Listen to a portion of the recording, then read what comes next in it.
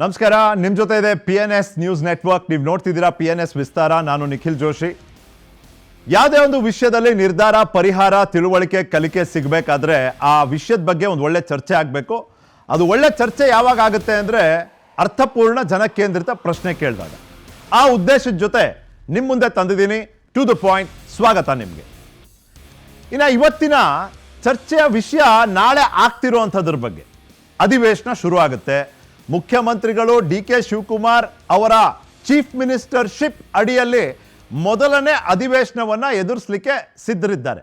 ಆದರೆ ಒಂದಷ್ಟು ಪ್ರಶ್ನೆಗಳು, ಒಂದಷ್ಟು ಸವಾಲುಗಳು, ಒಂದಷ್ಟು ಪರಿಸ್ಥಿತಿಯ ಪರಿಹಾರ ಹೇಗೆ ಹುಡುಕೋತಾರೆ ಅನ್ನೋ ಕುತೂಹಲ ಕೂಡ ಇರುವಂಥದ್ದು.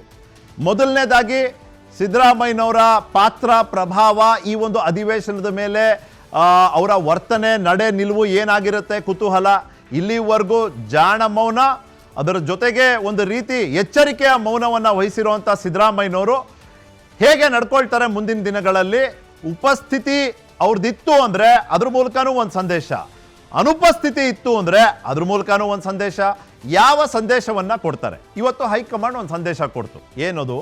ಅದು ಪೋರ್ಟ್ಫೋಲಿಯೋ, ಖಾತೆ ಹಂಚಿಕೆ ಬಗ್ಗೆ. ನಾಳೆ ಅಧಿವೇಶನ ಇಟ್ಕೊಂಡು ಇವತ್ತು ನೀವು ಖಾತೆ ಹಂಚಿಕೆ ಮಾಡೋದ್ರಿಂದ ಸಚಿವರು ಯಾವ ರೀತಿ ಸಿದ್ಧತೆಯನ್ನು ನಡೆಸಿರ್ತಾರೆ, ತಮ್ಮ ಇಲಾಖೆಯ ಬಗ್ಗೆ ಕೇಳುವಂಥ ಪ್ರಶ್ನೆಗಳಿಗೆ ಹೇಗೆ ಉತ್ತರ ಕೊಡ್ತಾರೆ?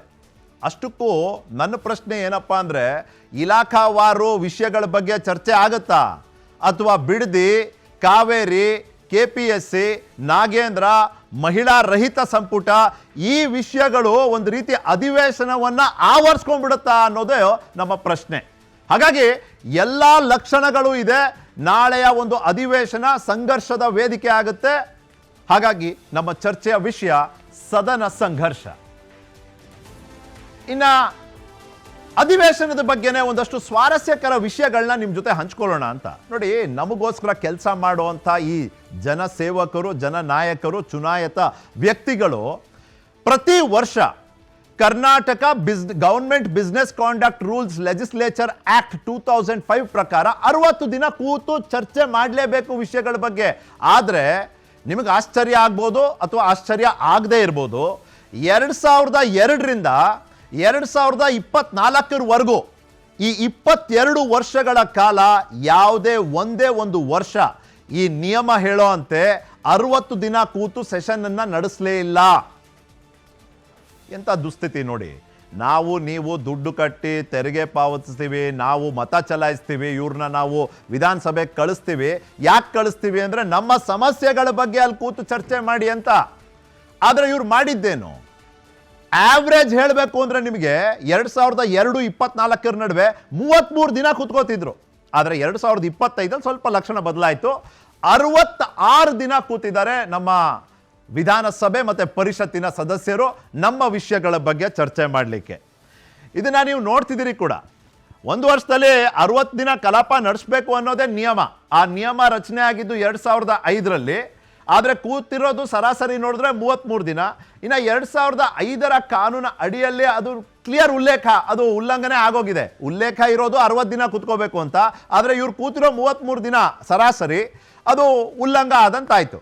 ಇನ್ನು 2002ರಿಂದ ನಾನು ಹೇಳ್ದಂಗೆ 60 ದಿನ ಕೂತಿರೋಂಥ ವರ್ಷಗಳೇ ಇಲ್ಲ. ಹೀಗೆ 10 ಮಾಹಿತಿಯನ್ನು ತಂದಿದ್ದು ಯಾಕೆ ಅಂದರೆ, ನಾಳೆಯಿಂದ ಶುರುವಾಗುವಂಥ ಅಧಿವೇಶನ ಅರ್ಥಪೂರ್ಣವಾದ ಚರ್ಚೆಗೆ ಒಂದು ವೇದಿಕೆ ಆಗಲಿ, ರಾಜ್ಯವನ್ನು ಸಮಸ್ಯೆಯಲ್ಲಿ ಸಿಲುಕಿರುವಂಥ ಒಂದು 10 ವಿಷಯಗಳಿದೆ, ಆ ಸಮಸ್ಯೆಗಳಿಗೆ ಪರಿಹಾರವನ್ನು ತಂದುಕೊಡುವಂಥ ಕೆಲಸ ವಿಧಾನಸಭೆ ಮತ್ತು ವಿಧಾನ ಪರಿಷತ್ನಲ್ಲಿ ನಡೆಯುವಂಥ ಕಲಾಪದ ಸೆಷನ್ಗಳು ಅದಕ್ಕೆ ಕಾರಣವಾಗಲಿ ಅಂತ ಹಾರೈಸ್ತಾ, ಇವತ್ತಿನ ವಿಷಯವನ್ನು, ಈ ವಿಷಯದ ವಿಸ್ತಾರವನ್ನು ನಿರ್ಧರಿಸುವಂಥ ನಿರ್ದಿಷ್ಟ ಪ್ರಶ್ನೆಗಳು ನಿಮ್ಮ ಮುಂದೆ. ಮುಖ್ಯಮಂತ್ರಿಯಾಗಿ ಮೊದಲನೇ ಅಧಿವೇಶನ ಎದುರಿಸ್ತಿರೋ DK ಶಿವಕುಮಾರ್ ತಮ್ಮ ಆಡಳಿತ ವೈಖರಿ, ಕ್ಷಮತೆ, ಸದನದ ನಿಯಂತ್ರಣದ ಪರೀಕ್ಷೆ ಎದುರಿಸ್ತಾರ? ಇಲ್ಲಿವರೆಗೂ ಮುಖ್ಯಮಂತ್ರಿ ಆದಮೇಲೆ ಬಹಳ ಗಂಭೀರವಾಗಿ ಕರ್ನಾಟಕ ರಾಜಕಾರಣವನ್ನು ಗಮನಿಸೋರು ಒಪ್ತಾರೆ. ಮುಖ್ಯಮಂತ್ರಿಗಳ ವರ್ಷನೇ ಬದಲಾಗೋಯ್ತು. ಉಪಮುಖ್ಯಮಂತ್ರಿ DK ಶಿವಕುಮಾರ್ಗೂ ಮುಖ್ಯಮಂತ್ರಿ DK ಶಿವಕುಮಾರ್ಗೂ ಸ್ಪಷ್ಟ ವ್ಯತ್ಯಾಸವನ್ನು ಅವರೇ ನಮ್ಮ ಮುಂದೆ ತೋರಿಸ್ಬಿಟ್ಟಿದ್ದಾರೆ. ಆದರೆ ನಾಳೆಯಿಂದ ಆಟ ಬೇರೆ ಇದೆ. ಇಲ್ಲಿವರೆಗೂ ಪಬ್ಲಿಕ್ ಲೈಫು ಜನರ ಮುಂದೆ, ಮಾಧ್ಯಮಗಳ ಮುಂದೆ, ನಾಳೆ ಸದನದಲ್ಲಿ ಸರ್ಕಾರದ ಮುಖ್ಯಸ್ಥರು, ಸಂಪುಟದ ಮುಖ್ಯಸ್ಥರು, ಒಂದು ರೀತಿ ಅಧಿವೇಶನದ ನಾಯಕತ್ವ ಕೂಡ. ಹೀಗಿದ್ದಾಗ ಅವರ ಕಾರ್ಯವೈಖರಿ ಕ್ಷಮತೆ, ಅದರ ಪರೀಕ್ಷೆಯನ್ನೇ ಇವರು ಎದುರಿಸ್ತಾರ ಅಂತ. ಇನ್ನು ಮುಖ್ಯಮಂತ್ರಿಗಳ ಸ್ವಪಕ್ಷೀಯ ವಿರೋಧಿಗಳು ಮತ್ತು ವಿರೋಧ ಪಕ್ಷದ ವಿರೋಧಿಗಳು ಅಧಿವೇಶನವನ್ನ ತಮ್ಮ ರಾಜಕೀಯಕ್ಕಾಗಿ ಬಳಸ್ಕೋತಾರ. ಈಗಾಗಲೇ ಕೆಲವೊಂದಷ್ಟು ಹೇಳಿಕೆಗಳು ಬಂದ್ಬಿಟ್ಟಿದೆ. ಅಸಮಾಧಾನ ಇರೋದು ನಿಜ, ಅದು ಸರ್ಕಾರದಲ್ಲಿ. ಬಿಕ್ಕಟ್ಟಿರೋದು ನಿಜ, ಅದು ವಿರೋಧ ಪಕ್ಷದಲ್ಲಿ.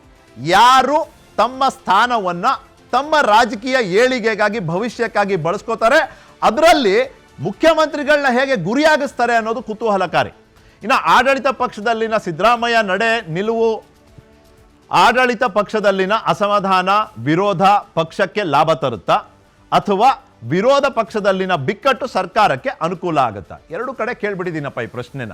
ಯಾಕಂದ್ರೆ ಸರ್ಕಾರದ ಜವಾಬ್ದಾರಿ ಎಷ್ಟಿದೆಯೋ ವಿರೋಧ ಪಕ್ಷದ ಜವಾಬ್ದಾರಿ ಕೂಡ ಅಷ್ಟೇ ಇದೆ. ಸರ್ಕಾರದ ಉತ್ತರದಾಯಿತ್ವ ಎಷ್ಟಿದೆಯೋ ಪ್ರಶ್ನೆ ಕೇಳೋ ಜವಾಬ್ದಾರಿ, ನಮ್ಮ ಪರವಾಗಿ ಪ್ರಶ್ನೆ ಕೇಳೋ ಜವಾಬ್ದಾರಿ ವಿರೋಧ ಪಕ್ಷಗಳಿಗೆ ಅಷ್ಟೇ ಇದೆ. ಹಾಗಾಗಿ ಇಬ್ರು ತಮ್ಮ ಜವಾಬ್ದಾರಿಯನ್ನು ನಿಭಾಯಿಸಿದಲ್ಲಿ ಮಾತ್ರ ಒಂದು ಅರ್ಥಪೂರ್ಣ ಸದನ ಅಧಿವೇಶನ ನಡೆಯೋದಕ್ಕೆ ಸಾಧ್ಯ. ಇನ್ನು ಸಿದ್ದರಾಮಯ್ಯನವರ ನಡೆ ಮತ್ತು ನಿಲುವು ಪಕ್ಷ, ಸರ್ಕಾರ ಮತ್ತು ಅಧಿವೇಶನದ ಮೇಲೆ ಯಾವ ರೀತಿ ಪರಿಣಾಮ ಬೀರಲಿದೆ? ಈಗಾಗಲೇ ನಾನೊಂದಷ್ಟು ವಿಷಯಗಳು ಹೇಳಿದೆ.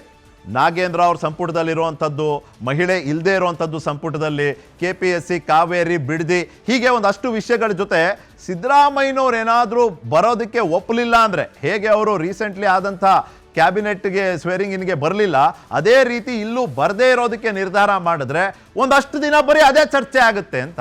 ಅದು ವಿರೋಧ ಪಕ್ಷಗಳಿಗೂ ಒಂದು ರೀತಿ ಆಹಾರ ನೀಡಿದಂಗೆ ಆಗುತ್ತೆ.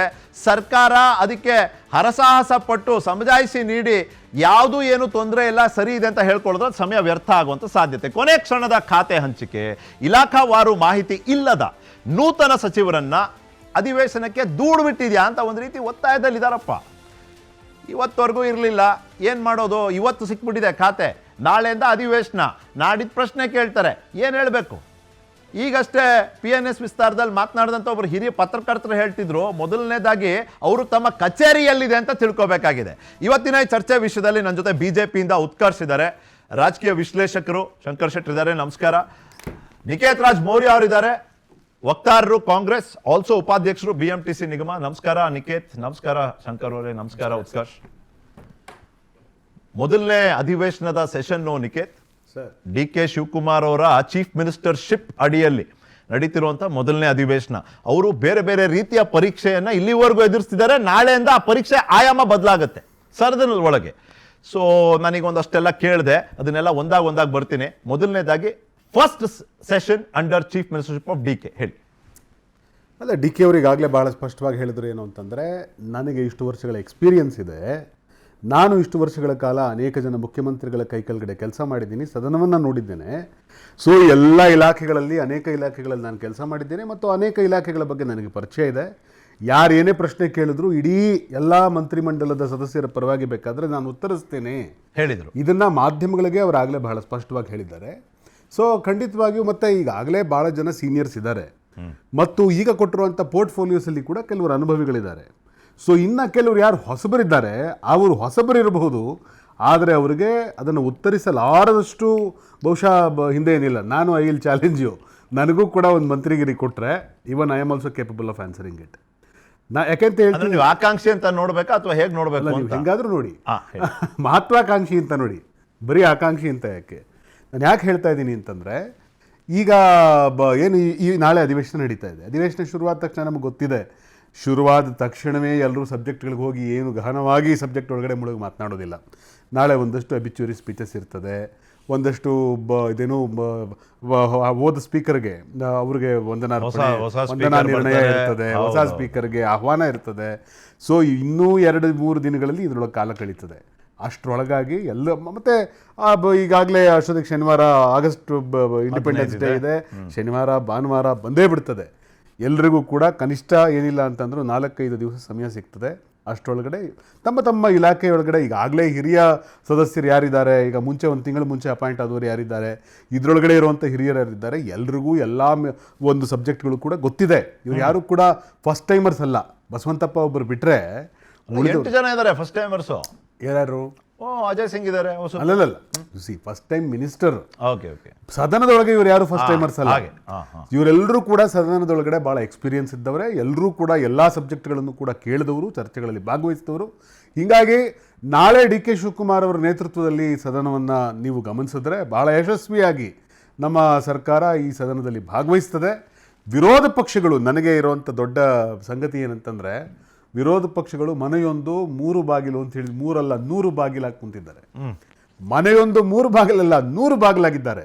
ನನಗೆ ಬೇಕಪ್ಪ ಈ ನಮ್ಮ ಸರ್ಕಾರವನ್ನು ಎದುರಿಸೋದಕ್ಕೆ ಸಮರ್ಥವಾದಂಥ ವಿರೋಧ ಪಕ್ಷ ಬೇಕು ನಮಗೆ. ನಮ್ಮನ್ನು ಬಿಡಬೇಡಿ, ಕಾಂಗ್ರೆಸ್ಸನ್ನ, ಡಿ ಕೆ ಶಿವಕುಮಾರ್ ಅವರನ್ನ ಅಥವಾ ಈ ಕಾಂಗ್ರೆಸ್ಸನ್ನ ಸುಲಭವಾಗಿ ಆಡಳಿತ ಮಾಡಕ್ ಬಿಡಬೇಡಿ. ಪ್ರಶ್ನೆಗಳ ಸುರಿಮಳೆ ಸುರಿಸಿ. ನಿಖೇತ್ ಅವರೇ, ನನಗೆ ಯಾಕೋ ಅನಿಸ್ತಿದೆ ವಿರೋಧ ಪಕ್ಷಗಳು ಆ ಕೆಲಸ ಮಾಡ್ತಾವೋ ಇಲ್ವೋ, ಆದ್ರೆ ನಿಮ್ ಪಕ್ಷದಲ್ಲೇ ಇರುವಂತ ವಿರೋಧ ಆ ರೀತಿ ನಿಮ್ಗೆ ಆ ಭಾವನೆ ಕೊಡ್ಬೋದು ಅಂತ. ಹಾಗಿಲ್ಲ, ಆಗ್ಬೋದಾ ಸರ್? ಒಂದು ಪಕ್ಷ, ಆ ಒಂದು ಪಕ್ಷದೊಳಗಡೆ ಆಂತರಿಕ ಪ್ರಜಾಪ್ರಭುತ್ವ ಇದ್ದಂಥ ಸಂದರ್ಭದಲ್ಲಿ ಪ್ರಶ್ನೆ, ಪ್ರತಿಪ್ರಶ್ನೆಗಳು, ಅಸಮಾಧಾನಗಳು, ಬೇಸರಗಳು, ಸಂತೋಷಗಳು, ಸಂಗತಿಗಳು ಎಲ್ಲವೂ ನಡೀತಾ ಇರ್ತದೆ ಸರ್. ಇದು ಹೆಂಗೆ ಅಂತಂದರೆ, ನಾನು ಮಹಾವೀರನ ಚಿತ್ರ ಇತ್ತು, ಅದ್ರ ಮುಂದೆ ಒಂದು ಹುಲಿ, ಒಂದು ಹಸು ಒಂದೇ ಹಳ್ಳದಲ್ಲಿ ನೀರು ಕುಡಿತಾ ಇರುವಂಥದ್ದು. ಆ ರೀತಿಯಾಗಿ ಒಂದು ಪಾರ್ಟಿ ಅಂತ ಅಂದಮೇಲೆ ಈ ಪಾರ್ಟಿ ಒಳಗಡೆ ಪ್ರೀತಿಸುವವರು ಎಲ್ಲ ಪಾರ್ಟಿಲೂ ಇರ್ತಾರೆ. ಆದರೆ ಅದು ಯಾವ ಮಟ್ಟಕ್ಕೆ ಅಂತಂದರೆ, ಯಾವುದು ಕೂಡ ಪಕ್ಷವನ್ನು ಅಫೆಕ್ಟ್ ಮಾಡುವ ಮಟ್ಟಕ್ಕಲ್ಲ. ಉದಾಹರಣೆಗೆ ಸಿದ್ದರಾಮಯ್ಯನವರು such a stalwart in Karnataka politics, ಅವರು ಅಧಿಕಾರ ಸ್ಥಾನದಿಂದ ಕೆಳಗಡೆ ಇಳಿಬೇಕಾದ್ರೆ ಸಾರ್ವಜನಿಕವಾಗಿ ಎಲ್ಲೂ ಕೂಡ ಒಂದು ಹನಿ ಕಣ್ಣೀರು ಹಾಕದೆ, ನೋವು ಬೇಸರವನ್ನು ವ್ಯಕ್ತಪಡಿಸಿದೆ, ನಗು ಮುಖದಿಂದ ನನಗೆ ಇಷ್ಟು ವರ್ಷ ಪಕ್ಷ ಅವಕಾಶ ಮಾಡಿಕೊಟ್ಟಿದೆ, ಇನ್ನು ಮುಂದೆ ಡಿ ಕೆ ಶಿವಕುಮಾರ್ ನೀವು ಮುಖ್ಯಮಂತ್ರಿ ಆಗಿರ್ತಾನೆ ಕಣ್ರಯ್ಯ ಅಂಥೇಳಿ ತಮ್ಮ ಎಲ್ಲ ಸಂಪುಟ ಸಹೋದ್ಯೋಗಿಗಳನ್ನು ಕರೆದು ಬೆಂತಟ್ಟಿ ಡಿ ಕೆ ಶಿವಕುಮಾರ್ ಅವ್ರನ್ನ ಆಶೀರ್ವದಿಸಿ, ಡಿ ಕೆ ಶಿವಕುಮಾರ್ ಅವ್ರನ್ನ ಹರಿಸಿ ಅವ್ರು ಕೆಳಗಡೆ ಇಳಿದಿದ್ದನ್ನು ನೋಡಿದ್ದೀವಿ. ಆದ್ರೆ ಸಂಪುಟ ಸಿದ್ದರಾಮಯ್ಯನವ್ರದೇ ಅಂತಾರಲ್ಲ. ಅಲ್ಲಲ್ಲ, ಸಂಪುಟ ಸಿದ್ದರಾಮಯ್ಯನವರ ಸಂಪುಟಕ್ಕೆ ಮುಖ್ಯಮಂತ್ರಿಗಳು ಡಿ ಕೆ ಶಿವಕುಮಾರ್ ಅಂತಾರಪ್ಪ. ಅಲ್ಲಲ್ಲ, ನಾನು ಹೇಳೋದು ಈ ಸಂಪುಟ ಕಾಂಗ್ರೆಸ್ದು. ಈ ಸಂಪುಟ ಕಾಂಗ್ರೆಸ್ದು. ಆ ಕಾಂಗ್ರೆಸ್ಸಿನ ಸಂಪುಟದಲ್ಲಿ ಸಿದ್ದರಾಮಯ್ಯನವರು ಇದ್ದಾರೆ, ಡಿ ಕೆ ಶಿವಕುಮಾರ್ ಅವರು ಇದ್ದಾರೆ. ಶಂಕರ್ ಶೆಟ್ರೆ, ನಮಗೆ ಕೆಲಸ ಆಗ್ಬೇಕಷ್ಟೇ. I speak from a common man's point of view. ನಮ್ದೇನಪ್ಪ, ನಮಗೆ ಕೆಲಸ ಆಗಬೇಕು, ನಾನು ತೆರಿಗೆ ಪಾವತಿಸ್ತೀನಿ, ಆ ತೆರಿಗೆ ದುಡ್ಡಲ್ಲೇ ಈ MLAಗಳಿಗೆ MLCಗಳಿಗೆ ಸಂಬಳ ಹೋಗ್ತದೆ, ಇವ್ರು ಸಂಬಳ ತಗೊಳ್ಳೋದಕ್ಕೆ ಇವ್ರು ನ್ಯಾಯವಾಗಿ ಕೆಲಸ ಮಾಡಬೇಕು ಅಂತ ನಾನು ಎಕ್ಸ್ಪೆಕ್ಟ್ ಮಾಡ್ತೀನಿ. ಆ ಕೆಲಸ ಅನ್ನೋ ವ್ಯಾಪ್ತಿ ಅಥವಾ ವ್ಯಾಖ್ಯಾನದ ಒಂದು ಅಂಶ, ಪ್ರಮುಖ ಅಂಶ ಸದನ ಅಧಿವೇಶನ. ಅದು ಪ್ರೊಡಕ್ಟಿವ್ ಆಗಿ ಆಗಲಿಲ್ಲ ಅಂದರೆ ನನ್ನ ದುಡ್ಡು ವ್ಯರ್ಥ ಆಗ್ತಿದೆ ಅಂತ. ಈಗ ನಾನು ನಿಮಗೆ ನಂಬರ್ಸ್ ಹೇಳಿದೆ. 2002ರಿಂದ 2024ವರೆಗೂ ಯಾವುದೇ ಒಂದೇ ಒಂದು ವರ್ಷದಲ್ಲಿ ಇವರು 60 ದಿನ ಕೂತ್ಕೊಳ್ಳೇ ಇಲ್ಲ ಸೆಷನ್ನಿಗೆ. ಜೋಶಿ ಅವರೇ, ಈ ಅಧಿವೇಶನದಲ್ಲಿ ಉಂಟಲ್ಲ, ಅಧಿವೇಶನ ಶುರುವಾಗುವಂಥ ಮೊದಲೇ ವಿರೋಧ ಪಕ್ಷವರು ಅಜೆಂಡ ಇಟ್ಕೊಂಡು ಬರ್ತಾರೆ. ಯಾವ ರೀತಿ ಇದನ್ನು ಯಾವುದೇ ಸೆಂಟ್ರಲಲ್ಲಿ ಮೋದಿ ವಿರೋಧವಿರಲಿ ಅಥವಾ ಇಲ್ಲಿ ಡಿ ಕೆ ವಿರೋಧವಿರಲಿ, ಅದೇ ಮೊದಲೇ ಒಂದು ಅಜೆಂಡ ಇರುತ್ತೆ. ಈಗಲೂ ಖಂಡಿತವಾಗಿಯೂ ಬಿಜೆಪಿ ಅಜೆಂಡ ಉಂಟು. ಒಂದು ನಾಗೇಂದ್ರ ರಾಜೀನಾಮೆ ಫಸ್ಟ್ ಅಜೆಂಡ ಇರ್ಬೋದು ನನ್ನ ಅಂದಾಜಿ. ನಾಗೇಂದ್ರ ಅವರು ಆರೋಪಿ, ಅವ್ರ ಅಪರಾಧಿ ಅಂತ ಅವ್ರು ಹೇಳ್ತಾರೆ. ನಾನು ಅಪರಾಧಿ ಆಗಿಲ್ಲ ಇದುವರೆಗೆ, ಕೋರ್ಟ್ ಕೇಸಿನ. ಇವನ್ ಚೀಫ್ ಮಿನಿಸ್ಟರ್ ಆಲ್ಸೋ ಆರೋಪಿ. ನಾವು chief minister CBI case, ED case ಎಲ್ಲ ಉಂಟು ಅಂತ. ಅದು ಅಲ್ಲಿ ಎಲ್ಲಿ ತನಕ ಬಸ್ ನನಗೆ ಗೊತ್ತಿದ್ದ ಮಟ್ಟಿಗೆ, ನನಗೆ ಗೊತ್ತಾയി ಸೋಫಾರಿ ಬಂದು ಫಸ್ಟ್ ಇವರ ಅಜೆಂಡನೇ ಅದು, ನಾಗೇಂದ್ರ ರಾಜೀನಾಮೆ ಕೊಡಿಸಿ ಅಂತ. ಸೊ ಅಲ್ಲಿ ಅವ್ರು ಸ್ಟಾಲ್ ಮಾಡ್ಲಿಕ್ಕೆ ಹೊರಡ್ಬೋದು. ಮತ್ತು ಕಾವೇರಿ ಇಶ್ಯೂಸು, ಮತ್ತು ನಿಮಗೆ ಬಿಡದಿ ಇಶ್ಯೂಸು, KPSC, ಮತ್ತು ನಿಮಗೆ ಇವರಿಗೆ ಭಾಗ್ಯದವರಿಗೆ ಸರಿ ಹಣ ಮುಟ್ಲಿಲ್ಲ ಇದುವರೆಗೆ, ಕೆಲವು ಪೆಂಡಿಂಗ್ ಉಂಟು. ಅದು ರಾಜ್ಯದ ಆರ್ಥಿಕ ಸ್ಥಿತಿ, ವಿಕಲಚೇತನರಿಗೆ, ವೃದ್ಧರಿಗೆ ಅಲ್ಲಿ ಕೊಡ್ತಿದ್ದಂತ ಪಿಂಚಣಿ ದುಡ್ಡನ್ನು ಕಡಿಮೆ ಮಾಡಿದ್ದಾರೆ. ಹಾಲು ಉತ್ಪಾದಕರ ಸಂಘರಿಗೆ ಕೊಡಬೇಕಾಗಿರುವಂತ 1000 crore ಇನ್ಸೆಂಟಿವ್ ನ ಹಿಡಿದಿಟ್ಟಿದ್ದಾರೆ. ಈಗ ಐ ಕ್ಯಾನ್ ಗೋ 1 hour ಪೂರ್ತಿ ಹೇಳ್ಬೋದು. ಲಾಂಗ್ ಇಶ್ಯೂಸ್ ಉಂಟು, ಹೌದು. ಬಟ್ ಈಗ ಒಂದು ಕುತೂಹಲ ಅಂದ್ರೆ, ಈ ಸದನದಲ್ಲಿ ಫಸ್ಟ್ ಟೈಮ್ ಗೊತ್ತಾ, ಒಂದು ಮಹಿಳೆ ಇಲ್ಲದ ಮಂತ್ರಿಮಂಡಲ. ಇದು ಫಸ್ಟ್ ಟೈಮ್ ನನ್ನದು ಎಷ್ಟೋ ವರ್ಷ ಮಹಿಳೆ ಇಲ್ಲದ ಮಂತ್ರಿಮಂಡಲ. ಮತ್ತು ಅದು ಹಿಂದೆ ನಿಮಗೆಲ್ಲ 4 ಜನ SM ಕೃಷ್ಣ ಅವರಲ್ಲಿ 4 ಜನ ಲೇಡಿ ಮಿನಿಸ್ಟರ್ ಇದ್ದರು. ಅದರ ನಂತರ 1 ಅಥವಾ 2 ದಾಟಲೇ ಇಲ್ಲ ಅದರ ನಂತರ. ಮತ್ತು ಸೆಕೆಂಡ್ ಟೈಮು ನಮ್ಮ ಮಾಸ್ ಲೀಡರ್ ಆಗಿದ್ದಂಥ ಇವರು ನಮ್ಮ ಸಿದ್ದರಾಮಯ್ಯನವರು ಫಸ್ಟ್ ಟೈಮ್ ಆಫ್ಟರ್ 18 years ನಂತರ ಅವರು ಶಾಸಕಾಂಗ ಪಕ್ಷ ನಾಯಕರಾಗಿ ಇರಲ್ಲ ಈ ಸಲ. ಅವರು ಶಾಸಕಾಂಗ ಪಕ್ಷ ನಾಯಕ ಇದ್ದರು. ಈವನ್ ಕುಮಾರಸ್ವಾಮಿ ಅವರ ಗೌರ್ಮೆಂಟಲ್ಲಿ ಮುಖ್ಯಮಂತ್ರಿ ಪರಮೇಶ್ವರ್ ಆದರೂ ಕೂಡ ಶಾಸಕಾಂಗ ಪಕ್ಷ ನಾಯಕರಾಗಿ ಅಪಾಯಿಂಟ್ ಮಾಡಿದ್ದು ಸಿದ್ದರಾಮಯ್ಯನವರೇ. ಅವರು ಜಾಯಿಂಟ್ ಇದು ಕೋಆರ್ಡಿನೇಷನ್ ಕಮಿಟಿ ಚೇರ್ಮನ್ ಆಗಿದ್ರು, ಶಾಸಕಾಂಗ ಪಕ್ಷ ನಾಯಕರು ಆಗಿದ್ದು. ಆಫ್ಟರ್ 18 years ಸರ್, ನನಗೆ ನೆನಪಿರೋಂಗೆ ಫಾರ್ ದ ಫಸ್ಟ್ ಟೈಮ್ ಸಂಪುಟ ದರ್ಜೆ ಇಲ್ಲದೆ ಇರುವಂತಹ ಸಿದ್ದರಾಮಯ್ಯನ ನಾವು ಅಧಿವೇಶನದಲ್ಲಿ ನೋಡ್ತೀವಿ. Either as a CM are as the leader of opposition, ವಿರೋಧ ಪಕ್ಷದ ನಾಯಕರಾಗಿ ಅಥವಾ ಮುಖ್ಯಮಂತ್ರಿಯಾಗಿ ಅವರು ಸದಾ ಸಂಪುಟ ದರ್ಜೆನಲ್ಲೇ ಇದ್ರು ಬಿಡಿ. ಮಂತ್ರಿ ಆಗಿರೋದಕ್ಕಿಂತಲೂ ಒಬ್ಬ ಅಪೋಸಿಷನ್ ಲೀಡರ್ ಆಗಿರೋದು ಇಂಪಾರ್ಟೆಂಟ್. ಸೊ ನಾನು is a leader of the ruling party ಅದು ಅಪೋಸಿಷನ್ ಪಾರ್ಟಿ ಸಿಂಗಲ್ ಅವರು ಸೋಫರ್ ಆಗಿದ್ರು. ಬಟ್ ಈ ಸ್ಥಳ ಆ ಸ್ಥಳ ಕಡೆ ಇನ್ನೊಂದು ನೀವು ಹೇಳ್ತಾ ಇದ್ದಾಗೆ ಅವರು ಬರ್ತಾರ ಸದನಕ್ಕೆ ಇಲ್ವಂತ ಸ್ಟಿಲ್ ಯಕ್ಷ ಪ್ರಶ್ನೆಗೆ ಅವ್ರು ಬರ್ಲಿಲ್ಲ ಅಂದ್ರೆ ನಾಗೇಂದ್ರ ಮಹಿಳಾ ರಹಿತ ಸಂಪುಟ, ಕೆಪಿಎಸ್ಸಿ ಇದು ಇದರ ಎಲ್ಲಾದು ಮೀರಿ ಆ ಪ್ರಶ್ನೆ ಬರ್ತದೆ. ಗಲಾಟೆ ಆಗಲಿ ಕಾರಣ ಗೊತ್ತಾ? ಇದಕ್ಕೆಲ್ಲ ಕಾರಣ 2003 ನಲ್ಲಿ ಒಂದು ಅಮೆಂಡ್ಮೆಂಟ್ ಆಗ್ತದೆ ನೇಷನಲ್ ಇದರಲ್ಲಿ ಸಂಪುಟ ಇದು ಸಂವಿಧಾನದ ಅಮೆಂಡ್ಮೆಂಟ್ ಅಂದ್ರೆ more than 15% either central government state government ಅಲ್ಲಿ more than 15% MLA except small states ಅಲ್ಲಿ ನೀವು 12 ಮಿನಿಸ್ಟರ್ ಮಾಡ್ಬೋದು. ಈಗ ಮಣಿಪುರ, ತ್ರಿಪುರ ಅಂತ ನಾರ್ತ್ ಈಸ್ಟರ್ನ್ ಸ್ಟೇಟ್ಗಳು, ಐಜ್ವಾಲ್ ಇಂಥ ಸ್ಟೇಟ್ಗಳಲ್ಲೆಲ್ಲ, ಮೇಘಾಲಯ, ತ್ರಿಪುರ, ಸಿಕ್ಕಿಂ ಇದರಲ್ಲಿ ಮಾಡ್ಬೋದು 12 ಮಿನಿಸ್ಟರ್ ಮಾಡ್ಬೋದು. 30 ಜನ MLA ಗಳಿರೋ ಸ್ಟೇಟು ಉಂಟು ನಮ್ಮಲ್ಲಿ, ಅಲ್ಲಿನೂ ಮಾಡ್ಬೋದು ಅಂತ ಉಂಟು. ಸೊ ಇಲ್ಲೇನು ಗೊತ್ತಾ ಈ ಸಲ ಕುತೂಹಲ ಇರೋದು ಅದೇ. ಇದಕ್ಕೆ ಯಾಕೆ 15% ಗೊತ್ತಾ ನಿಮಗೆ? ಜೆ.ಎಚ್. ಪಟೇಲ್ ಟೈಮಲ್ಲಿ 51 ministers in Karnataka cabinet, 51 minister ಇದ್ರು. ಎಸ್.ಎಂ. ಕೃಷ್ಣದ್ರಲ್ಲಿ 44, that is the last. S M. Krishna government last 15% ಅಂತ ವಿಧಾನಸಭೆಯ ಒಂದು ಸಂಖ್ಯಾಬಲ ಏನಿದೆ ಅದಕ್ಕೆ 15% ಮಾತ್ರ ಸಂಪುಟದ ಸೈಜ್ ವಾಜಪೇಯಿ ಇರುವಾಗ ಈ ರೂಲ್ ಅಂತಂದ್ರೆ ಎಷ್ಟೋ ಜನ ಆಗ ನಮ್ಗೆ ಭಾರಿ ಖುಷಿ ಪಡ್ತಿದ್ದೆವು, ಯಾರ್ಯಾರನ್ನ ಮಂತ್ರಿ ಮಾಡ್ತಾರಪ್ಪ ಅದಕ್ಕೆ ಲೆಕ್ಕನೇ ಇಲ್ಲ ಹಾಗೆ ಈಗ ಅಂತೇಳಿ. ಬಟ್ ಈಗ ನಮ್ಗೆ ಒಂದು ಖುಷಿ, ಅದ್ರ ನಂತರ ಭಾರಿ ಹ್ಯಾಪಿ. ಒಂದು ಲಿಮಿಟೆಡ್ ಅರ್ಹರಾದವರಿಗೆ ಮಂತ್ರಿಮಂಡಲದಲ್ಲಿ ಸ್ಥಾನ ಕೊಡೋದು ಅಂತ ಆಯ್ತು. ಬೆಸ್ಟ್ 15% ಅದು ಸಿಲೆಕ್ಟ್ ಮಾಡ್ಕೊಂಡು ಕೊಡೋದು ಅಂತ. ಬಟ್ ಈ ಸರಿ ಇದೇ ಈಗ ಈ ಗೌರ್ಮೆಂಟ್ ಫಾರ್ಮೇಷನ್ಗೆ ದೊಡ್ಡ ಪ್ರಾಬ್ಲಮ್ ಅದ ಅಂದರೆ ಇವರಿಗೆ ಈ 50% ರಿಸ್ಟ್ರಿಕ್ಷನ್, ಇಲ್ಲಾಂದ್ರೆ ಇನ್ನೊಂದು 10-15 ಜನ ಕೇಳ್ಕೊಡ್ತಾ ಇದ್ರು. ಆ ಅಮೆಂಡ್ಮೆಂಟ್ ಆಸ್ ಇವರಿಗೆ ಭಾರಿ ಕಷ್ಟ ಆಯ್ತು. ಈ ಮಿನಿಸ್ಟರ್ ನಿಖಿಲ್ ಯಾವುದು ನೀವು ಮೀಡಿಯಾ ಆಗಲಿ ಯಾವ್ದು ನಾನು ನೋಡಿದೆ, ಫಸ್ಟ್ ಮೊನ್ನೆ 20 ಮಿನಿಸ್ಟರ್ಸ್ ಲಿಸ್ಟ್ ಬರ್ತಲ್ಲ, ಅದರಲ್ಲಿ ಯಾವ ರೀತಿಯಲ್ಲಿ ಆರ್ಡರ್ ಅರೇಂಜ್ ಮಾಡಿದಾರೆ ಗೊತ್ತೆ? ನೇಮ್ ಯಾರಾದ್ರೂ ಅಬ್ಸರ್ವ್ ಮಾಡಿದ? ಆಲ್ಫಾಬೆಟಿಕಲ್ ಆರ್ಡರ್ ಅಲ್ಲಿ ಮಾಡಿದ್ದು, ಇವಾಗ ರೀಸೆಂಟ್ ಆಗಿದ್ದು ಆಲ್ಫಾಬೆಟಿಕಲ್ ಆರ್ಡರ್ ಅಲ್ಲಿ ಮಾಡಿಲ್ಲ. ಅಜಯ್ ಸಿಂಗ್ ಫಸ್ಟ್ ಬಂದಿದ್ದು ಓತ್ ಟೇಕಿಂಗ್ ಅದನ್ನ ಹೇಳಿದ್ದು ನಾನು. ಅಲ್ಲಿ ಯಾವುದು ಗೊತ್ತ, ಸೆಂಟ್ರಲ್ ಗವರ್ಮೆಂಟ್ ಇಂದ ಲಿಸ್ಟ್ ಬರ್ತಾರೆ ಎಲ್ಲ, ಕಾಂಗ್ರೆಸ್ ಹೈಕಮಾಂಡ್ ಇಂದ ಲಿಸ್ಟ್ ಇಂಥವ್ರನ್ನು ಮಿನಿಸ್ಟರ್ ಮಾಡಿ ಅಂತೇಳಿ ಆ 20 ರಿಜಿಸ್ಟರ್ ನೋಡಿ first time in history of any political party, ಅದು in the history of any state ಆಗಿದೆ ಬಂದು. ನಿನಗೆ ಗೊತ್ತಾ ನನಗೆ ಯಾಕೆ ಅದ್ರ ಕಡೆ ಕುತೂಹಲ ಆಯ್ತಂತ, ಲಕ್ಷ್ಮಣ್ ಸವದಿ ಲಾಸ್ಟ್ ಹೆಸರು ಉಂಟು 20ನೇ ಹೆಸರು. ಇದ್ಯಾಕಪ್ಪ ಒಂದು ಟೈಮಲ್ಲಿ ಅವ್ರು ಸೆಕೆಂಡ್ ಹೆಸರಿಗೆ ಬಂದಿತ್ತು, ಯಡಿಯೂರಪ್ಪನಿಗೆ ವಾಸ್ ಡೆಪ್ಯೂಟಿ ಚೀಫ್ ಮಿನಿಸ್ಟರ್. ಇವರು 20ನೇ ಹೆಸರಿಗೆ ತಗೊಂಡೋದ್ರಲ್ಲಪ್ಪ ಯಾಕಂತ ನೋಡಿದೆ. ಅಲ್ಲಿ ಮತ್ತೆ ನೋಡುವಾಗ ಕಾಸ್ಟ್ ಬೇಸಿಸ್ ಮೇಲೆ 20 all the 20 names are arrange in caste basis. First Nagendra Swamy ಇವ್ರದ್ದು ನರೇಂದ್ರ ಸ್ವಾಮಿ ಹೆಸರು ಉಂಟು, ಮತ್ತೆ ತಂಗಡಿಗೆ ಹೆಸರು ಉಂಟು, ಸೇಲ್ ಎಸ್ ಸಿ ಎಷ್ಟಾಗ್ತದೆ ಅದು ಫಸ್ಟ್ ಟೈಮ್ ನೋಡಿ. ಒಳ್ಳೇದು ಯಾರದೇ ಹೆಸರು ಬರೋ ಫಸ್ಟ್ ಇಂಪಾರ್ಟೆಂಟ್ ಅಲ್ಲ, ಬಟ್ ಅದು ಕಾಸ್ಟಿಗೆ ಇಂಪಾರ್ಟೆನ್ಸ್ ಕೊಡೋದು ಇಂಪಾರ್ಟೆಂಟ್. ಫಸ್ಟ್ SC ಬರ್ತದೆ, ST ಬರ್ತದೆ, ಮತ್ತೆ ಅಲ್ಪಸಂಖ್ಯಾತರ ಹೆಸರು ಬರ್ತದೆ. ನಂತರ ಅಧಿವೇಶನಕ್ಕೆ ಬರ್ತೀನಿ, ಕಂಪ್ಲೀಟ್ ಮಾಡ್ತೇನೆ ಎಲ್ಲಿ ಬರ್ತಂತ ಅಲ್ಪಸಂಖ್ಯಾತರ ಎಷ್ಟು ಬರ್ತದೆ, ಬ್ಯಾಕ್ವರ್ಡ್ ಕ್ಲಾಸ್ ಹೆಸರು ಲಾಡು, ನಿಮ್ಮ ಮಂಕಾಳ ವೈದ್ಯ ಅವರು ತೆಗೆದ್ರು ಕೂಡ ಅವ್ರಿಗೆ ಬರ್ತದೆ. ಕಡೆಗೆ ಗೌಡ್ರ ಹೆಸರು ಬರ್ತದೆ, ಒಬ್ಬರು ಕುರುಬ್ರ ಹೆಸರು ಬರ್ತದೆ, ಶಾಂತವೇ ಗೌಡ್ರ ಹೆಸರು, ಲಾಸ್ಟ್ಗೆ ಲಿಂಗಾಯತರ ಹೆಸರು ಬರ್ತದೆ. ನಾನು ಹೇಳೋದು ಕಾಸ್ಟ್ ವೈಸ್ ಇದ್ರೆ ನೆವರ್ ಕಾಸ್ಟ್ ವೈಸಲ್ಲಿ ಒಂದು ನೀವು ಪ್ರಿಪೇರ್ ಮಾಡ್ತಿರಲಿ, ಒಂದೇ ಸೀನಿಯಾರಿಟಿ, ಒಂದು ಆಲ್ಫಾಬೆಟಿಕಲ್ ಏನು ಫಸ್ಟ್ ಲಿಸ್ಟ್ ಯಾರು ಅಬ್ಸರ್ವ್ ಮಾಡಿದ್ರೆ ಯಾರು ಪಾಯಿಂಟ್ ಔಟ್ ಮಾಡಿಲ್ಲ. ನಾನು ಫಸ್ಟ್ ಟೈಮ್ ನೋಡಿದೆ ಆ ಲಿಸ್ಟ್ ಯಾಕೆ ಬಂದು, ಎಲ್ಲ caste wise list first time ಎಲ್ಲಾದ್ರೂ ಉಂಟಲ್ಲ. Good observation, but I want to go back. ಅದಕ್ಕೆ ಹೋಗಿ ನೋಡಿ ನಾನು ಇದನ್ನ ಒಪ್ಪಬೇಕಾಗ್ತದೆ. ಉತ್ಕರ್ಷ್, ಇಲ್ಲೇ ವಿರೋಧ ಪಕ್ಷಕ್ಕೆ ಏನಪ್ಪಾ ಅಂದ್ರೆ 2 ರೀತಿಯ ಮೈತ್ರಿ ಮಾಡ್ಕೋಬೇಕು. ನಿಕೇತ್ ಅವರೇ, ವಿರೋಧ ಪಕ್ಷದವರು ಒಂದು ಬಿಜೆಪಿ ಜೊತೆ ಮೈತ್ರಿ ಮಾಡ್ಕೋಬೇಕು ಫಸ್ಟ್, ಅದಾದ್ಮೇಲೆ ಬಿಜೆಪಿ JDS ಜೊತೆ ಮೈತ್ರಿ ಮಾಡ್ಕೋಬೇಕು. ಈ 2 ಮೈತ್ರಿಯನ್ನ ನೀವು ಹೇಗೆ ನಿಭಾಯಿಸ್ತೀರಿ ಅಧಿವೇಶನದಲ್ಲಿ? ಸರ್ ಇಲ್ಲ, ಖಂಡಿತವಾಗ್ಲೂ ಸಮರ್ಥವಾಗಿ ನಾಳೆ ಅಧಿವೇಶನ ಶುರು ಆಗ್ತದೆ, ನಾವು ನಿಭಾಯಿಸ್ತೀವಿ. ಅದನ್ನು ಯಾವ ರೀತಿ ಸರ್ಕಾರ ನಿಕ್ಕಟ್ಟಿಗೆ ಸಿಲುಕಿಸ್ತೀವಿ. ಆದರೆ ಇಲ್ಲಿ ಬಹಳ ಪ್ರಮುಖವಾಗಿರ್ತಕ್ಕಂಥ ಅಂಶ ಏನು ಅಂತಂದ್ರೆ, ಇವತ್ತಿನ ರಾಜ್ಯ ಸರ್ಕಾರ ಸಂಪೂರ್ಣವಾಗಿ ದಿವಾಳಿ ಆಗಿರ್ತಕ್ಕಂಥದ್ದು. DK Shivakumar as failed as an administrator initially. ನಿಮ್ಗೆ ಉದಾಹರಣೆ ಕೊಡಬೇಕು ಅಂತಂದ್ರೆ, ಇವಾಗ ನೋಡಿ, ಇವತ್ತು ಇನ್ನ ಅಧಿಕೃತವಾಗಿ ಎಲ್ಲೂ ಕೂಡ ನಮಗೆ ಮಾಹಿತಿ ಇಲ್ಲ, ಖಾತೆ ಹಂಚಿಕೆ ಆಗಿದೆ ಅನ್ನೋದನ್ನೇನೋ ಗೌರ್ಮೆಂಟ್ ಲೆಟರಲ್ಲಿ ಕಳಿಸ್ಕೊಟ್ಟಿದ್ದಾರೆ. ಈಗ ನಾಳೆ ಅಧಿವೇಶನದಲ್ಲಿ ಬರ್ತಕ್ಕಂಥ ಪ್ರಶ್ನೆಗಳನ್ನ ಸಮರ್ಥವಾಗಿ ಸಚಿವರು ಉತ್ತರ ಕೊಡಬೇಕು ಅಂತಂದ್ರೆ ಅವ್ರಿಗೆ ಏನು ಮಾಹಿತಿ ಇರುತ್ತೆ, what will be their preparation regarding the department ಅನ್ನುವಂಥದ್ದು ಒಂದು ಕಡೆ. ಆದರೆ ಎರಡನೇದೇನು ಅಂತಂದ್ರೆ, ಮಹಿಳೆಯರೇ ಇಲ್ಲದೆ ಇರತಕ್ಕಂಥ ಕ್ಯಾಬಿನೆಟ್. ನಾಳೆ ಮಹಿಳಾ ಇಲಾಖೆಯ ಬಗ್ಗೆ ಪ್ರಶ್ನೆ ಬಂತು ಅಥವಾ ಗೃಹಲಕ್ಷ್ಮಿ ಬಗ್ಗೆ ಪ್ರಶ್ನೆ ಮಾಡಿದಾಗ ಲಕ್ಷ್ಮೀ ಹೆಬ್ಬಾಳ್ಕರ್ ಸಚಿವರಾಗಿದ್ದಾಗೆ ಉತ್ತರ ಕೊಡೋಕ್ಕಾಗಿಲ್ಲ. ಈಗ ಯಾರು ಇಲ್ಲದೆ ಇರತಕ್ಕಂಥ ಅನುಪಸ್ಥಿತಿಯಲ್ಲಿ ಮಹಿಳಾ ಇಲಾಖೆಗೆ ಸಂಬಂಧಪಟ್ಟಂತ ಪ್ರಶ್ನೆಗಳನ್ನ ಯಾರು ಉತ್ತರ ಕೊಡ್ತಾರೆ ನೋಡಿ. ಪ್ರಾಕ್ಟಿಕಲಿ DK ಶಿವಕುಮಾರ್ ಅವರು ಹೇಳ್ಬೋದು, ನಾನಿದ್ದೀನಲ್ಲ ಎಲ್ಲದಕ್ಕೂ ನಾನು ಕೊಡ್ತೀನಿ, ಖಂಡಿತವಾಗ್ಲೂ ಸಾಧ್ಯ ಇಲ್ಲ. ವಿ ವಾಂಟ್ ಟು ನಮಗೆ ಪ್ರಾಕ್ಟಿಕಲ್ ಆಗಿ ರಿಯಲಿಸ್ಟಿಕ್ ಆಗಿರ್ತಕ್ಕಂಥ ಉತ್ತರಗಳು ಬೇಕು ಅಂದ್ರೆ ಸುಮ್ಮನೆ ಇವರು ಏನೋ ಹೇಳಿದಾಗೆ ನಾನು ಉತ್ತರ ಕೊಡ್ತೀನಿ ಅಂತ ಹೇಳಲಿಕ್ಕೆ ಸಾಧ್ಯ ಆಗೋದಿಲ್ಲ. ಈಗ ಬಹಳ ಸ್ಪಷ್ಟವಾಗಿ ಹೇಳ್ತಾ ಇದ್ದಾರೆ, ಒಪ್ಪಿಗೆ ಇಲ್ಲ, ಒಬ್ರು ಎಲ್ಲರೂ ಉತ್ತರ ಕೊಟ್ಟರೆ ನಿಮಗೆ ಆಗೋದಿಲ್ಲ. How can we expect sir? ಈಗ ನಾನೊಬ್ಬ ಏನಾಗುತ್ತೆ, ಇದನ್ನ ಕಾಂಗ್ರೆಸ್ ಕೇಳಿದ್ರೆ ಚಂದ, ಬಟ್ ಪತ್ರಕರ್ತನಾಗ ನಾನು ಕೇಳ್ಬೋದು, ಯಡಿಯೂರಪ್ಪನವ್ರು 55 ದಿನ ಇದ್ರಪ್ಪ, ಒನ್ ಮ್ಯಾನ್ ಕ್ಯಾಬಿನೆಟ್.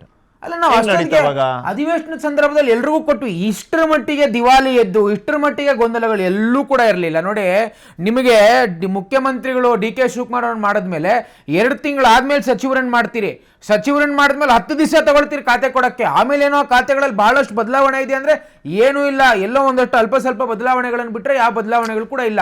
ಹಾಗಾಗಿ ಒಂದು ಸ್ಪಷ್ಟವಾಗಿ ಹೇಳಬೇಕು ಅಂತಂದ್ರೆ ಭ್ರಷ್ಟಾಚಾರಿಗಳ ಕೊಂಪೆ ಆಗಿರ್ತಕ್ಕಂಥದ್ದು ಬಹಳ ಸ್ಪಷ್ಟವಾಗಿ ಹೇಳ್ಬೋದು. ಈ ನಾಗೇಂದ್ರ ಅವರಿಗೆ ಇವತ್ತಿಗೂ ಕೇಳ್ತಾ ಇದೀವಿ, ಜನಸಾಮಾನ್ಯರಿಗೆ ಕೇಳ್ತಾರೆ, ಯಾವ ಮುಖ ಇಟ್ಕೊಂಡು ಅವ್ರನ್ನ ಸಚಿವರು ಮಾಡಿದ್ರಿ? ನಾಳೆ ಅದೇ ಇಲಾಖೆಗೆ ಸಂಬಂಧಪಟ್ಟಂತ ಪ್ರಶ್ನೆಗಳು ಬಂದಾಗ ಯಾವ ರೀತಿ ಸರ್ಕಾರ ಉತ್ತರ ಕೊಡುತ್ತೆ? ಮಹಿಳಾ ಇಲಾಖೆಗೆ ಸಂಬಂಧಪಟ್ಟಂತ 5,000 ಕೋಟಿ ಎಲ್ಲೋಗಿದೆ ಅಂತ ನಾವು ಪ್ರಶ್ನೆ ಮಾಡಿದ್ರೆ ಯಾರು ಉತ್ತರ ಕೊಡ್ತಾರೆ? Who will be answerable in the session? ಯಾರು ಉತ್ತರ ಕೊಡ್ತಾರೆ? ಸಚಿವರೇ ಇಲ್ಲ. ಒಬ್ಬರೊಬ್ರು ಮಹಿಳೆ ಸಿಗದೆ ಇರ್ತಕ್ಕಂಥದ್ದು ಅತ್ಯಂತ ದುರ್ದೈವದ ಸಂಗತಿ. ಬಹಳ ಸ್ಪಷ್ಟವಾಗಿ ಹೇಳ್ತೀನಿ, ರಾಜಕೀಯದ ಇತಿಹಾಸದಲ್ಲಿ ಯಾವತ್ತಿಗೂ ಈ ರೀತಿಯ ಘಟನೆ ಆಗಿಲ್ಲ. ಮಹಿಳೆ ಆಗ್ಲೇ ಪಕ್ಷದ ನಾಯಕರು, ವಿರೋಧ ಪಕ್ಷದ ನಾಯಕರು ಅಶೋಕ್ ಅವರು ಕೂಡ ಬಹಳ ಸ್ಪಷ್ಟ ಹೇಳಿದ್ದಾರೆ, ನಾಗೇಂದ್ರ ಅವ್ರ ಸಂಪುಟದಲ್ಲಿ ಇದ್ರೆ ಅಧಿವೇಶನ ನಡೆಯಕ್ ಬಿಡೋದಿಲ್ಲ ಅಂತ. ಹಾಗಾಗಿ ನಾವು ಅಲ್ಲ, ಬಟ್ ನಾಳೆ ಸಂತಾಪ ಸೂಚನೆ ಅವ್ರು ಹೇಳ್ದಾಗೆ ಸಭಾಪತಿ ಸ್ವಾಗತ ಅದೆಲ್ಲ ಆಗೋಗುತ್ತೆ. ಬಟ್ ಅದಾದ್ಮೇಲಿಂದ ಇದನ್ನ ನಾವು ನಂಬಬಹುದು, ಈ ಸತಿ ಅಧಿವೇಶನ ನಡೆಯೋದಿಲ್ಲ. ನಾನು ಬಹಳ ಸ್ಪಷ್ಟಪಡಿಸ್ತಾ ಇದ್ದೀನಿ, ನಾಗೇಂದ್ರ ಅವ್ರು ರಿಸೈನ್ ಮಾಡೋವರೆಗೂ ನಾವು ಅಧಿವೇಶನ ನಡೆಸಕ್ಕೆ ಬಿಡೋದಿಲ್ಲ. This is very clear. I am very clear on this point. This is our party stand. ಆಮೇಲೆ ಬಹಳ ಸ್ಪಷ್ಟವಾಗಿ ಹೇಳ್ತೀನಿ, ಭ್ರಷ್ಟಾಚಾರಿಗಳ ಕೂಟ ಈ ಸಚಿವ ಸಂಪುಟ, ಭ್ರಷ್ಟಾಚಾರಿಗಳ ಕೂಟ ಅಲ್ಲ. ಬಟ್ ಏನ್ ಗೊತ್ತಾಯ್ತು, ಎಲ್ಲಾದ್ರ ನಡುವೆ ನೀವು ನಿಮ್ ಪಕ್ಷದ ಒಳಗಡೆ ಹೆಂಗ್ ಮೈತ್ರಿ ಮಾಡ್ಕೋತೀರಿ ಅಂತ ಉತ್ತರ ಕೊಡ್ಲಿಲ್ಲ. ಅದು ಮೈತ್ರಿ ನೋಡಿದೀವಲ್ಲ ಲಾಸ್ಟ್ ಟೈಮ್. ಆರ್ ಅಶೋಕ್ ಅವರು, ವಿಜೇಂದ್ರ ಅವರು ಅಥವಾ ಆರ್ ಅಶೋಕ್ ಅವರು ಬೇರೆ ನಾಯಕರು ಅವ್ರು ಮೈತ್ರಿ ಮಾಡ್ಕೋಬೇಕಲ್ಲ. ಆಂತರಿಕ ಮೈತ್ರಿ ಒಂದು ಅವಶ್ಯಕತೆ ಇದೆ. ನಾವು ಬಹಳ ಸ್ಪಷ್ಟವಾಗಿ ಹೇಳಿದೀವಿ. ಮೊನ್ನೆ ಕೂಡ ನಮ್ಮ ನಾಯಕರು ಪ್ರೆಸ್ ಮೀಟ್ ಅನ್ನ ಮಾಡಿ, we are very clear, Nagendra resign ಮಾಡೋವರೆಗೂ ನಾವು ಅಧಿವೇಶನ ನಡೆಸಲಿಕ್ಕೆ ಬಿಡೋದಿಲ್ಲ. You are clear but you are not united. We are united. ಮೊನ್ನೆ ಕೂಡ ಆ ಬಿಡದಿ ಪಾದಯಾತ್ರೆ ಹಾಕಿಂತ ಮುಂಚೆ ಒಂದು ನಮ್ಮ ಸಮನ್ವಯ ಸಮಿತಿ ಸಭೆ ಕೂಡ ಆಯ್ತು. ಇದೆಲ್ಲವೂ ಚರ್ಚೆಗೆ ಬಂದಿದೆ. ಆ ಮೈತ್ರಿ ಬಗ್ಗೆ ಮಾತಾಡಿದ್ರೆ ಪ್ರಶ್ನೆ ಬೇರೆ ಆಗ್ಬಿಡ್ತದೆ. ನೋಡಿ ಅಲ್ಲ ಕೇಳಿ, JDS ಅವರ ಒಂದು ಪಾದಯಾತ್ರೆ ಏನಿತ್ತು, ಸಾರಿ ಇದು ಮೈತ್ರಿ ಪಾದಯಾತ್ರೆ ಅಲ್ಲ, JDS ಅವರ ಪಾದಯಾತ್ರೆ ಏನಿತ್ತು ಅದರಲ್ಲಿ ಟೋಕನ್ ಪ್ರೆಸೆನ್ಸ್ ಅಂತಾರಲ್ಲ, ಆರ್ ಅಶೋಕ್ ವಿರೋಧ ಪಕ್ಷದ ನಾಯಕರು ಕೂಡ ಹೋಗಿ ಅದ್ರಲ್ಲಿ ಪಾರ್ಟಿಸಿಪೇಟ್ ಮಾಡಿ ಅನೇಕ ಜನ ಕಾರ್ಯಕರ್ತರು ಪ್ರೆಸೆನ್ಸ್ ಅಂತಾರಲ್ಲ, ಅದನ್ನೇ ಹೇಳೋದು. ಕಾರ್ಯಕರ್ತರು ಹಾಗಾಗಿ ಇಲ್ಲಿ ಪಕ್ಷಗಳ ನಡುವಿನ ಮೈತ್ರಿ ಬೇರೆ ಪ್ರಶ್ನೆ, ಪಕ್ಷದ ಒಳಗಿನ ಮೈತ್ರಿ ನಡಿಬೇಕು ಅಂತ. ಪಕ್ಷದ ಒಳಗಿನ ಮೈತ್ರಿ ಸದೃಢವಾಗಿದೆ. ನಾಳೆ ನೀವು ನೋಡ್ತೀರಿ ಅಧಿವೇಶನದಲ್ಲಿ ಒಂದಾಗಿ ನೀವು ಹೋರಾಟ ಮಾಡ್ತೀರಿ ಅಂತ ಆಯ್ತು. ನಿಖೇತ್, ಇಲ್ಲಿ ಏನಾಯ್ತು, ನಾವು ಅಂದ್ರೆ ಅಟ್ಲೀಸ್ಟ್ ಯಾರು ಕರ್ನಾಟಕ ಪೊಲಿಟಿಕ್ಸ್ ನೋಡ್ತಾರೆ ಎಲ್ಲರೂ ಎಕ್ಸ್ಪೆಕ್ಟ್ ಮಾಡ್ತಾರೆ, DK ಶಿವಕುಮಾರ್ ಅಂದ್ರೆ ಒಂದು ಗಟ್ಟಿ ನಾಯಕತ್ವ, ಏಕ್ ಮಾರ್ ದೋ ತುಕಡ ಟೈಪ್ ಲೀಡರ್ಶಿಪ್. ಅವ್ರ ಚೀಫ್ ಮಿನಿಸ್ಟರ್ಶಿಪ್ ಅಲ್ಲಿ ಇಷ್ಟು ಮೀನಾಮೇಷ ಎಣಿಸಿ ಸಂಪುಟ ರಚನೆ ಒಂದ್ ರೀತಿ ಅವ್ರನ್ನೇ ದುರ್ಬಲ ಮಾಡ್ಬಿಟ್ರಿ ಹೈಕಮಾಂಡ್ ಪಕ್ಷ ಸೇರಿ ಅಂತ. ಆಸ್ ಅನ್ ಇಂಡಿವಿಜುವಲ್ ಈಗ ಯಾರೇ ವಿಶ್ಲೇಷಣೆ ಮಾಡಲಿ, ಶಂಕರ್ ಶೆಟ್ಟರು ಒಪ್ತಾರೋ ಇಲ್ವೋ, ನೆಕ್ಸ್ಟ್ ಅಲ್ಲಿ go to him. DK Shivakumar ಅವರ ಟಿಪಿಕಲ್ ಸ್ಟೈಲ್ ಆಫ್ ಫಂಕ್ಷನಿಂಗ್ ಏನಿತ್ತಲ್ಲ ಅದನ್ನ ಬದಲಾಯಿಸ್ಕೊಂಡಿದ್ದಾರೆ. ಅದು ಚೀಫ್ ಮಿನಿಸ್ಟರ್ ಹುದ್ದೆಗೆ ಅವಶ್ಯಕತೆ ಇರೋಷ್ಟು ಬದಲಾಯಿಸ್ಕೊಂಡು ಬೇರೆ ಪ್ರಶ್ನೆ. ಹೈಕಮಾಂಡಿನ ನಡೆ ನಿರ್ಧಾರ ವಿಳಂಬ ಕೆಲವೊಮ್ಮೆ ಅವ್ರನ್ನ ಒಂದ್ ರೀತಿ ದುರ್ಬಲ ಸ್ಥಾನದಲ್ಲಿ ನಿಲ್ಲಿಸ್ಬಿಡ್ತು ಅಂತ. ಏನಂತೀರಿ ಇದ್ರ ಬಗ್ಗೆ? ಅದರ ಪರಿಣಾಮ ನೀವು ನಾಳೆ ಎದುರಿಸ್ತೀರಿ ಅಂತ? ಇಲ್ಲ ಹೈಕಮಾಂಡ್ನ ದುರ್ಬಲ ನಡೆ ಅಥವಾ ಹೈಕಮಾಂಡ್ DK ಶಿವಕುಮಾರ್ನ ದುರ್ಬಲಗೊಳಿಸ್ತು ಅನ್ನೋದನ್ನು ನಾನು ಒಪ್ಪೋದಕ್ಕೆ ತಯಾರಿಲ್ಲ. ಯಾಕೆಂತಂದ್ರೆ ಹೈಕಮಾಂಡ್ DK ಶಿವಕುಮಾರ್ ಅವ್ರನ್ನ ಸಬಲರನ್ನಾಗಿಸ್ತು. ಯಾಕೆ ಹೇಳ್ತಾ ಇದ್ದೀನಿ ಅಂತಂದ್ರೆ, ಇವತ್ತು ಸಿದ್ದರಾಮಯ್ಯನವರಂಥ ಒಬ್ಬ ನಾಯಕ ಕರ್ನಾಟಕ ರಾಜ್ಯದಲ್ಲಿ ಮುಖ್ಯಮಂತ್ರಿ ಸ್ಥಾನದಲ್ಲಿ ಕುಳಿತಿದ್ದಾಗ್ಯೂ ಕೂಡ ಅವರನ್ನ ಇದೇನು ಅತ್ಯಂತ ಗೌರವಯುತವಾಗಿ ಅವ್ರನ್ನ ಮನವೊಲಿಸಿ DK ಶಿವಕುಮಾರ್ ಅವರಿಗೆ ಆ ಸ್ಥಾನವನ್ನು ಕೊಡಿಸಿದೆಯಲ್ಲ, that itself the greatest support that high command did for DK Shivakumar. That's the only thing you did. ಅಲ್ಲಲ್ಲ, that is not the only thing. ಏನ್ ಮಾಡಿದ್ರಿ ನೋಡಿ, ಮದುವೆ ಮಾಡಿಸ್ತಾರೆ, ಮುಕ್ಕಿಂದೆಲ್ಲ ನೀವು ಮಾಡ್ಕೋಬೇಕು, ಮಕ್ಕಳು ಮಾಡೋ ಕೆಲಸ ನಿಮ್ಮದು. ಸೊ ಇವತ್ತು ರಾಜ್ಯದ ಮುಖ್ಯಮಂತ್ರಿ ಸ್ಥಾನದಲ್ಲಿ ಅವ್ರು ಕೂರಿಸಿದ್ದಾರೆ. DK ಶಿವಕುಮಾರ್ ಅವರು ಸಮರ್ಥರಿದ್ದಾರೆ. DK ಶಿವಕುಮಾರ್ ಅವರು ಎಲ್ಲಿ ಸಕ್ಸಸ್ಫುಲ್ ಆಗಿದ್ದಾರೆ ಅಂತಂದ್ರೆ, ಈಗಾಗಲೇ ಎಲ್ಲರೂ ಕೂಡ ಅವರು ಇವತ್ತು DK ಶಿವಕುಮಾರ್ ಅವ್ರ ಜೊತೆಗೆ ಒಂದು ಅತ್ಯುತ್ತಮವಾದ ರೀತಿಯಲ್ಲಿ, ಈಗ ನೆನ್ನೆ ನೋಡಿದ್ರಿ, ನನ್ನ ಇಡೀ ರಾಜ್ಯದ ಇದನ್ನು ಎಲ್ಲ ಅಧಿಕಾರಿಗಳಿಂದ DK ಶಿವಕುಮಾರ್ ಅವರು ಲೈವಲ್ಲಿ ತಗೊಂಡ್ರು, ಆನ್ಲೈನ್ ತಗೊಂಡು ಇದೇನು DCM ಅವ್ರನ್ನ ಈಗ ಯಾವ ರೀತಿ ಮಾಧ್ಯಮಕ್ಕೆ ಚಿತ್ರಿಸ್ತಾ ಇತ್ತು, ಪರಮೇಶ್ವರ್ ಅವ್ರನ್ನ DK ಶಿವಕುಮಾರ್ ಅವ್ರಿಗೆ ಚೆಕ್ ಮೇಟ್ ಇಡೋದಕ್ಕಾಗಿ ತಂದು ಉಪಮುಖ್ಯಮಂತ್ರಿ ಮಾಡಿದ್ದಾರೆ ಅನ್ನೋ ಥರದಲ್ಲಿ ನೀವು ಮಾತಾಡ್ತಾ ಇದ್ರಿ. ಇಲ್ಲ, DK ಶಿವಕುಮಾರ್ ಅವರು ಪರಮೇಶ್ವರ್ ಅವರನ್ನ ಯಾವ ಎತ್ತರದಲ್ಲಿಟ್ಟು ನಡೆಸ್ಕೊಳ್ತಾ ಇದ್ದಾರೆ ಅಂತಂದ್ರೆ, ನಿನ್ನೆ ನಡೆದಂಥ ಇಡೀ ಮೀಟಿಂಗ್ ಒಳಗಡೆ ಪರಮೇಶ್ವರ್ ಅವರಿಂದಲೇ ಕಾರ್ಯಕ್ರಮದ ಇದು ಚರ್ಚೆ ಶುರುವಾಗಿ, ಪರಮೇಶ್ವರ್ ಅವರಿಂದಲೇ ಆ ಇಡೀ ಸಭೆ ಒಂದು ಇದು ನಡೆಯೋ ರೀತಿಯಲ್ಲಾಗಿ ಅವರಿಂದಲೇ ಪ್ರಶ್ನೆಗಳನ್ನು ಕೇಳಿಸಿ ಅಧಿಕಾರಿಗಳಿಗೆ, ಅವರಿಂದಲೇ ಉತ್ತರಗಳನ್ನು ಕೊಡಿಸಿ. ಅಂದರೆ ನೀವು ಯಾರನ್ನ ಮಾಧ್ಯಮಗಳು ಚೆಕ್ಮೇಟ್ ಇಡೋದಕ್ಕಾಗಿ ಅವರನ್ನು ತಂದಿದ್ದಾರೆ ಅಂತ ನೀವು ಮಾತಾಡ್ತಾ ಇದ್ರಿ, ಪರಮೇಶ್ವರ್ ಅವರ ಹಿರಿತನ, ಅವರ ಸಾಮರ್ಥ್ಯ, ಅವರ ಅನುಭವ, ಅವ್ರಿಗಿರುವಂಥ ಶೈಕ್ಷಣಿಕ ಹಿನ್ನೆಲೆ, ಅವ್ರಿಗಿರುವಂಥ ಒಂದು ಇದೇನು ಸುದೀರ್ಘವಾದಂಥ ಪಕ್ಷವನ್ನು ಮುನ್ನಿಟ್ಟಿದಂಥ ಸ್ಫೂರ್ತಿ, ಇದೆಲ್ಲದನ್ನು ಆಡಳಿತದ ಮೇಲೆ ನೀಡ್ತಾ ಆದ್ರೂ ಅದನ್ನ ಡಿ ಕೆ ಶಿವಕುಮಾರ್ ಬಳಸ್ಕೊಳ್ಳೋ ಪ್ರಯತ್ನ ಆದ್ರೂ ಮಾಡ್ತಿದ್ದಾರೆ. ಡಿ ಕೆ ಶಿವಕುಮಾರ್ ಅವರು DCM ಆದಾಗ ಏನೊಂದು ಆಡಂಬರ ಅಬ್ಬರ ಇತ್ತಲ್ಲ, ಪರಮೇಶ್ವರ್ ಅವ್ರ ವಿಷಯದಲ್ಲಿ ಅದು ಕಾಣ್ತಿಲ್ಲಪ್ಪ. ಅಲ್ಲಲ್ಲ, ನಾನು ಅದು ಅವ್ರ ದೊಡ್ಡತನೋ ಅಥವಾ ಅವ್ರನ್ನ ನಿಯಂತ್ರಿಸಲಾಗಿದೆಯೋ ಅದು ನಮಗ್ ಗೊತ್ತಿಲ್ಲ. ನಮಗ್ ಗೊತ್ತಿಲ್ಲ ಅದು. ನೀವ್ ಹೇಳ್ಬೋದು ನಿನ್ನೆ ಗೌರವ ಕೊಟ್ಟಿರ್ಬೋದು ಡಿ ಕೆ ಶಿವಕುಮಾರ್ ಅವರು ಪರಮೇಶ್ವರ್ ಅವರಿಗೆ ಗೌರವಪೂರ್ವಕವಾಗಿ ನೀವೇ ಶುರು ಮಾಡಿ ನಿಮ್ಮ ನೇತೃತ್ವದಲ್ಲಿ ನಡೀಲಿ ಅಂತ ಹೇಳಿರ್ಬೋದು, ಅದು ಔದಾರ್ಯತೆ. ಆದ್ರೆ DCM ಡಿ ಕೆ ಶಿವಕುಮಾರ್ ಅವರು ಇದ್ದಂತ ಆಡಂಬರ ಇವಾಗ ಇಲ್ಲ. ಅದು ಬಿಡಿ, ಅಡ್ಜಸ್ಟ್ ನಾನು ಇದಕ್ಕೊಂದು ಉತ್ತರ ಕೊಡಬೇಕು. ಇಲ್ಲ, ನಾನು ಇದಕ್ಕೊಂದು ಉತ್ತರ ಕೊಡಬೇಕು. ಇಲ್ಲಿರೋ ತಪ್ಪಾಗ್ತದೆ. ನಾನು ಪರಮೇಶ್ವರ್ ಸಾಹೇಬ್ರನ್ನ ಬಹಳ ಹತ್ತಿರದಿಂದ ನೋಡಿದ್ದೀನಿ.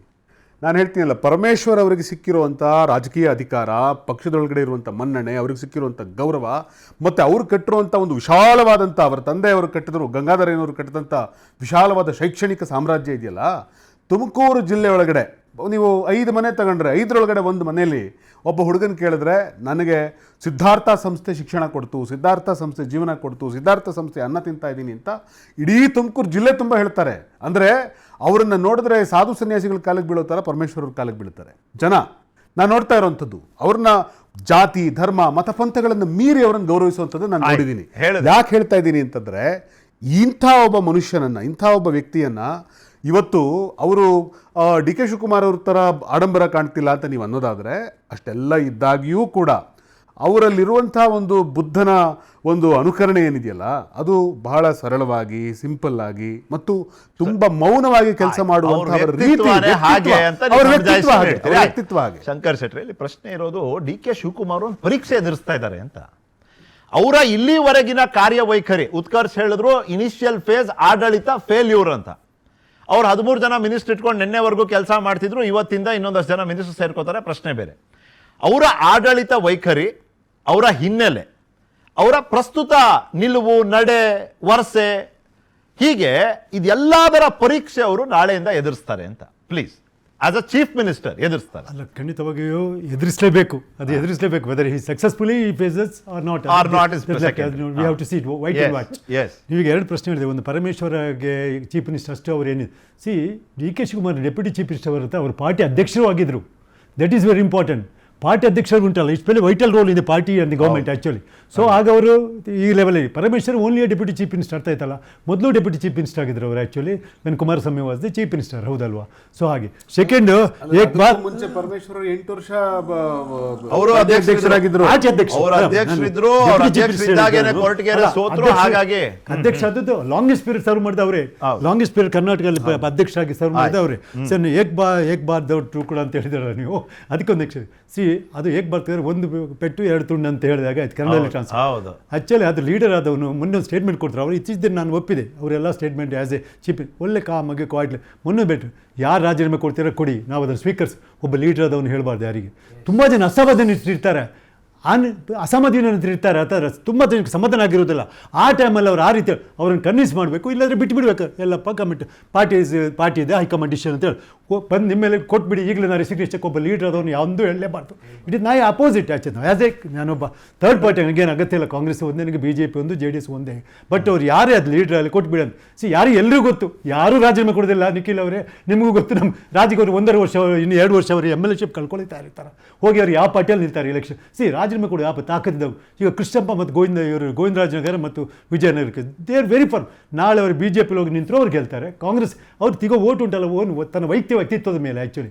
ಸೊ ಅದು ಬೇರೆ. ಅಂಥವ್ರ ಹತ್ರ ಸೀದಾ ಹೋಗಿ ಹೇಳಿ ಅವರು ರಾಜೀನಾಮೆ ಕೊಡಪ್ಪ, ಇಲ್ಲ ಹೇಳಲಿಕ್ಕೆ ಆಗೋದಿಲ್ಲ ಅಂಥವ್ರ ಹತ್ರ. ಈ ಜನರ ಕೇಸ್ ಆಗಿದೆ. ಬಟ್ ಅಂಥವ್ರು ನೋಡಿ, ಈಗ ಇದುವರೆಗೂ ಡಿಸಿಷನ್ ಆಗಿಲ್ಲ. ಎಲ್ಲರೂ ಹೇಳ್ತಾರೆ ಈಸ್ ವೈಟಿಂಗ್. ಮತ್ತು ಅವ್ರಿಗೆ ಕೊಡೋದಿದ್ದದ್ದು ತಪ್ಪೇ. ಯಾಕಂದ್ರೆ ಮೊನ್ನೆ ಮಿನಿಸ್ಟರ್ ಆದವ್ರು ಕೊಡ್ತಾರೆ ಪಾರ್ಟಿಗೆ. ಆ್ಯಕ್ಚುಲಿ ಅಂಥ ಗಟ್ಟಿಯಾಗಿ ಪಾರ್ಟಿ ಒಟ್ಟಿಗೆ ನಿಂತು ಆ 2 ಕ್ಷೇತ್ರಗಳಲ್ಲಿ ನಿಜವಾಗಿ ಅದು ಉಂಟಲ್ಲ, ಹತ್ತಿರ ಸುತ್ತಮುತ್ತ ಇರೋ ಕ್ಷೇತ್ರಗಳೆಲ್ಲ ಕಾಂಗ್ರೆಸ್ BJP ಅವ್ರು ಗೆದ್ದಾರೆ. ಆ ಕ್ಷೇತ್ರದಲ್ಲಿ ಗೆಲ್ಲುವುದಂದ್ರೆ ಅವ್ರ ವೈಯಕ್ತಿಕ ಸಾಮರ್ಥ್ಯ ಮೇಲೆ ಅವ್ರು ಗೆಲ್ತಾ ಇದ್ದಾರೆ. ಅಪ್ಪ ಮಗ ಇಬ್ಬರು ಇದ್ದಾರೆ. ಆ್ಯಕ್ಚುಲಿ ನನಗೆ ಬಂದ ಸುದೀಪ್ ಪ್ರಕಾರ ಮಲ್ಲಿಕಾರ್ಜುನ್ಗೆ ಯಾಕೆ ಮಿನಿಸ್ಟರ್ ಕೊಟ್ಟರು ಅಂತ ಅರ್ಥ. ಲಿಸ್ಟಲ್ಲಿ ಫಸ್ಟ್ ಹೆಸರು ಮಲ್ಲಿಕಾರ್ಜುನ್ ಹೇಳಿದ್ರಂತೆ, ನನ್ನ ಮಿನಿಸ್ಟರ್ ಒಳಗೆ ಜಮೀರ್, ನನಗೆ ಯಾವ ವಿರೋಧ ಮಾಡಿದ್ದೆ ಜಮೀರು ಆ ಲಿಸ್ಟಲ್ಲಿ ಇದ್ದಾರೆ. ಜಮೀರನ್ನು ಕೊಟ್ಟು ನಾನು ಕೊಳ್ಳಿದ್ರೆ ವಿದಿನ್ 2 ಡೇಸಲ್ಲಿ ನಾನು ನನ್ನ ಹೆಂಡತಿ, ನಾನು MLA-ಗೆ, ನನ್ನ ಮಗ MLA-ಗೆ, ನನ್ನ ಹೆಂಡತಿ MP ಸೀಟ್ ನಾಲ್ದೇ ರೆಸಿಗ್ನೇಷನ್ ಕೊಡ್ತೇವೆ ಅಂತ ಹೇಳಿದ್ರು. ಸೊ ಹೆದರಿ ಅವರು ಅಷ್ಟೇ ಇಂಡಿವಿಜುವಲ್ ಕೆಪಾಸಿಟಿ ಮೇಲೆ ಗೆಲ್ಲೋರು ಅವರು. ಆತ ಲಿಂಗಾಯತ ಡಾಮಿನೇಟೆಡ್ ಇದೆಲ್ಲ ಮುಸ್ಲಿಮ್ ಏರಿಯನ್ ಉಂಟಲ್ಲಿ ಗೆಲ್ಲೋರು. ಅವರಿಗೆಲ್ಲ ಕೆಪಾಸಿಟಿ ತೋರಿಸ್ಕೊಟ್ರು ಅವರು. ನೀವು ಕೊಳ್ಳೆ ನಾವು ರಾಜೀನಾಮೆ ಕೊಡ್ತೇವೆ, ಖಂಡಿತ ಅವ್ರು ರಾಜೀನಾಮೆ ಕೊಡ್ತಾರೆ. ಶಾಮನೂರು ಇಲ್ಲಿ ಹೌದು, ಕೇಳಿದೆ. ಅದೇ ರೀತಿ ನಾಳೆ ಕೃಷ್ಣಪ್ಪನ ಈ ತುಂಬಾ ರೀತಿಯ ಸೌಮ್ಯವಾದ ರಾಜಕೀಯ ಪರೀಕ್ಷೆ ಒಂದು, ಅಧಿವೇಶನದ ಪರೀಕ್ಷೆನೇ ಬೇರೆ ಅಂತ. ಅಧಿವೇಶನದ ಪರೀಕ್ಷೆನೇ ಬೇರೆ. ಅಧಿವೇಶನ ಆದ್ರೆ ನಾನು ಕೇಳೋದು ಅವ್ರಿಗೆ ಅನುಕೂಲ ಆಗ್ಬೋದಾ? ಯಾಕಂದ್ರೆ ಇವ್ರಲ್ಲಿ ಒಂದು ರೀತಿ ಒಗ್ಗಟ್ಟು ಇಲ್ಲದೆ ಇರುವಂತಹ ಪರಿಸ್ಥಿತಿ ನಮಗೆ ಕಾಣ್ತಾ ಇದೆ. ಇದು ಡಿ ಕೆ ಶಿವಕುಮಾರ್ ಅವ್ರಿಗಾಗ್ಲಿ ಅಥವಾ ಸರ್ಕಾರಕ್ಕಾಗ್ಲಿ ಒಂದು ರೀತಿ ಅನುಕೂಲ ಆಗ್ಬೋದಾ ನಿಮ್ಮ ವಿಶ್ಲೇಷಣೆ? ವಿರೋಧ ಪಕ್ಷದಲ್ಲಿ ಒಗ್ಗಟ್ಟಿಲ್ಲ ಅಂತ ಎಲ್ರಿಗೂ ಗೊತ್ತಿದೆ. ಇದುವರೆ ಸೋಫಾ ಒಂದು ಅಧ್ಯಕ್ಷ ಒಂದು ಕಡೆ, ವಿರೋಧ ಪಕ್ಷ ನಾಯಕರೇ ಒಂದು ಕಡೆ, ಮತ್ತೆ ಅಲ್ಲಿ ಕೆಲವೊಂದು ಸಮಸ್ಯೆಗಳು ಉಂಟು. ಅದು ಪಾರ್ಟಿ ಅವ್ರಿಗೆ ಗೊತ್ತು. ಅದ್ರ ಬಗ್ಗೆ ನಾವು ಅಧಿವೇಶನ ಬಗ್ಗೆ ಅಧಿವೇಶನದಲ್ಲಿ ಇದು ಫಸ್ಟ್ ಅವರು as A leader of the party first time ಇವರು ಎದುರಿಸ್ತಾರೆ. ನಿಖಿಲ್ ಒಂದು ಸ್ವಲ್ಪ ಸಮಯ ಒಂದು ಅಧಿವೇಶನ ಮುಗಿಲೆ ಅಂತ ಅದ್ರ ಬಗ್ಗೆ ಕಮೆಂಟ್ ಮಾಡಿ.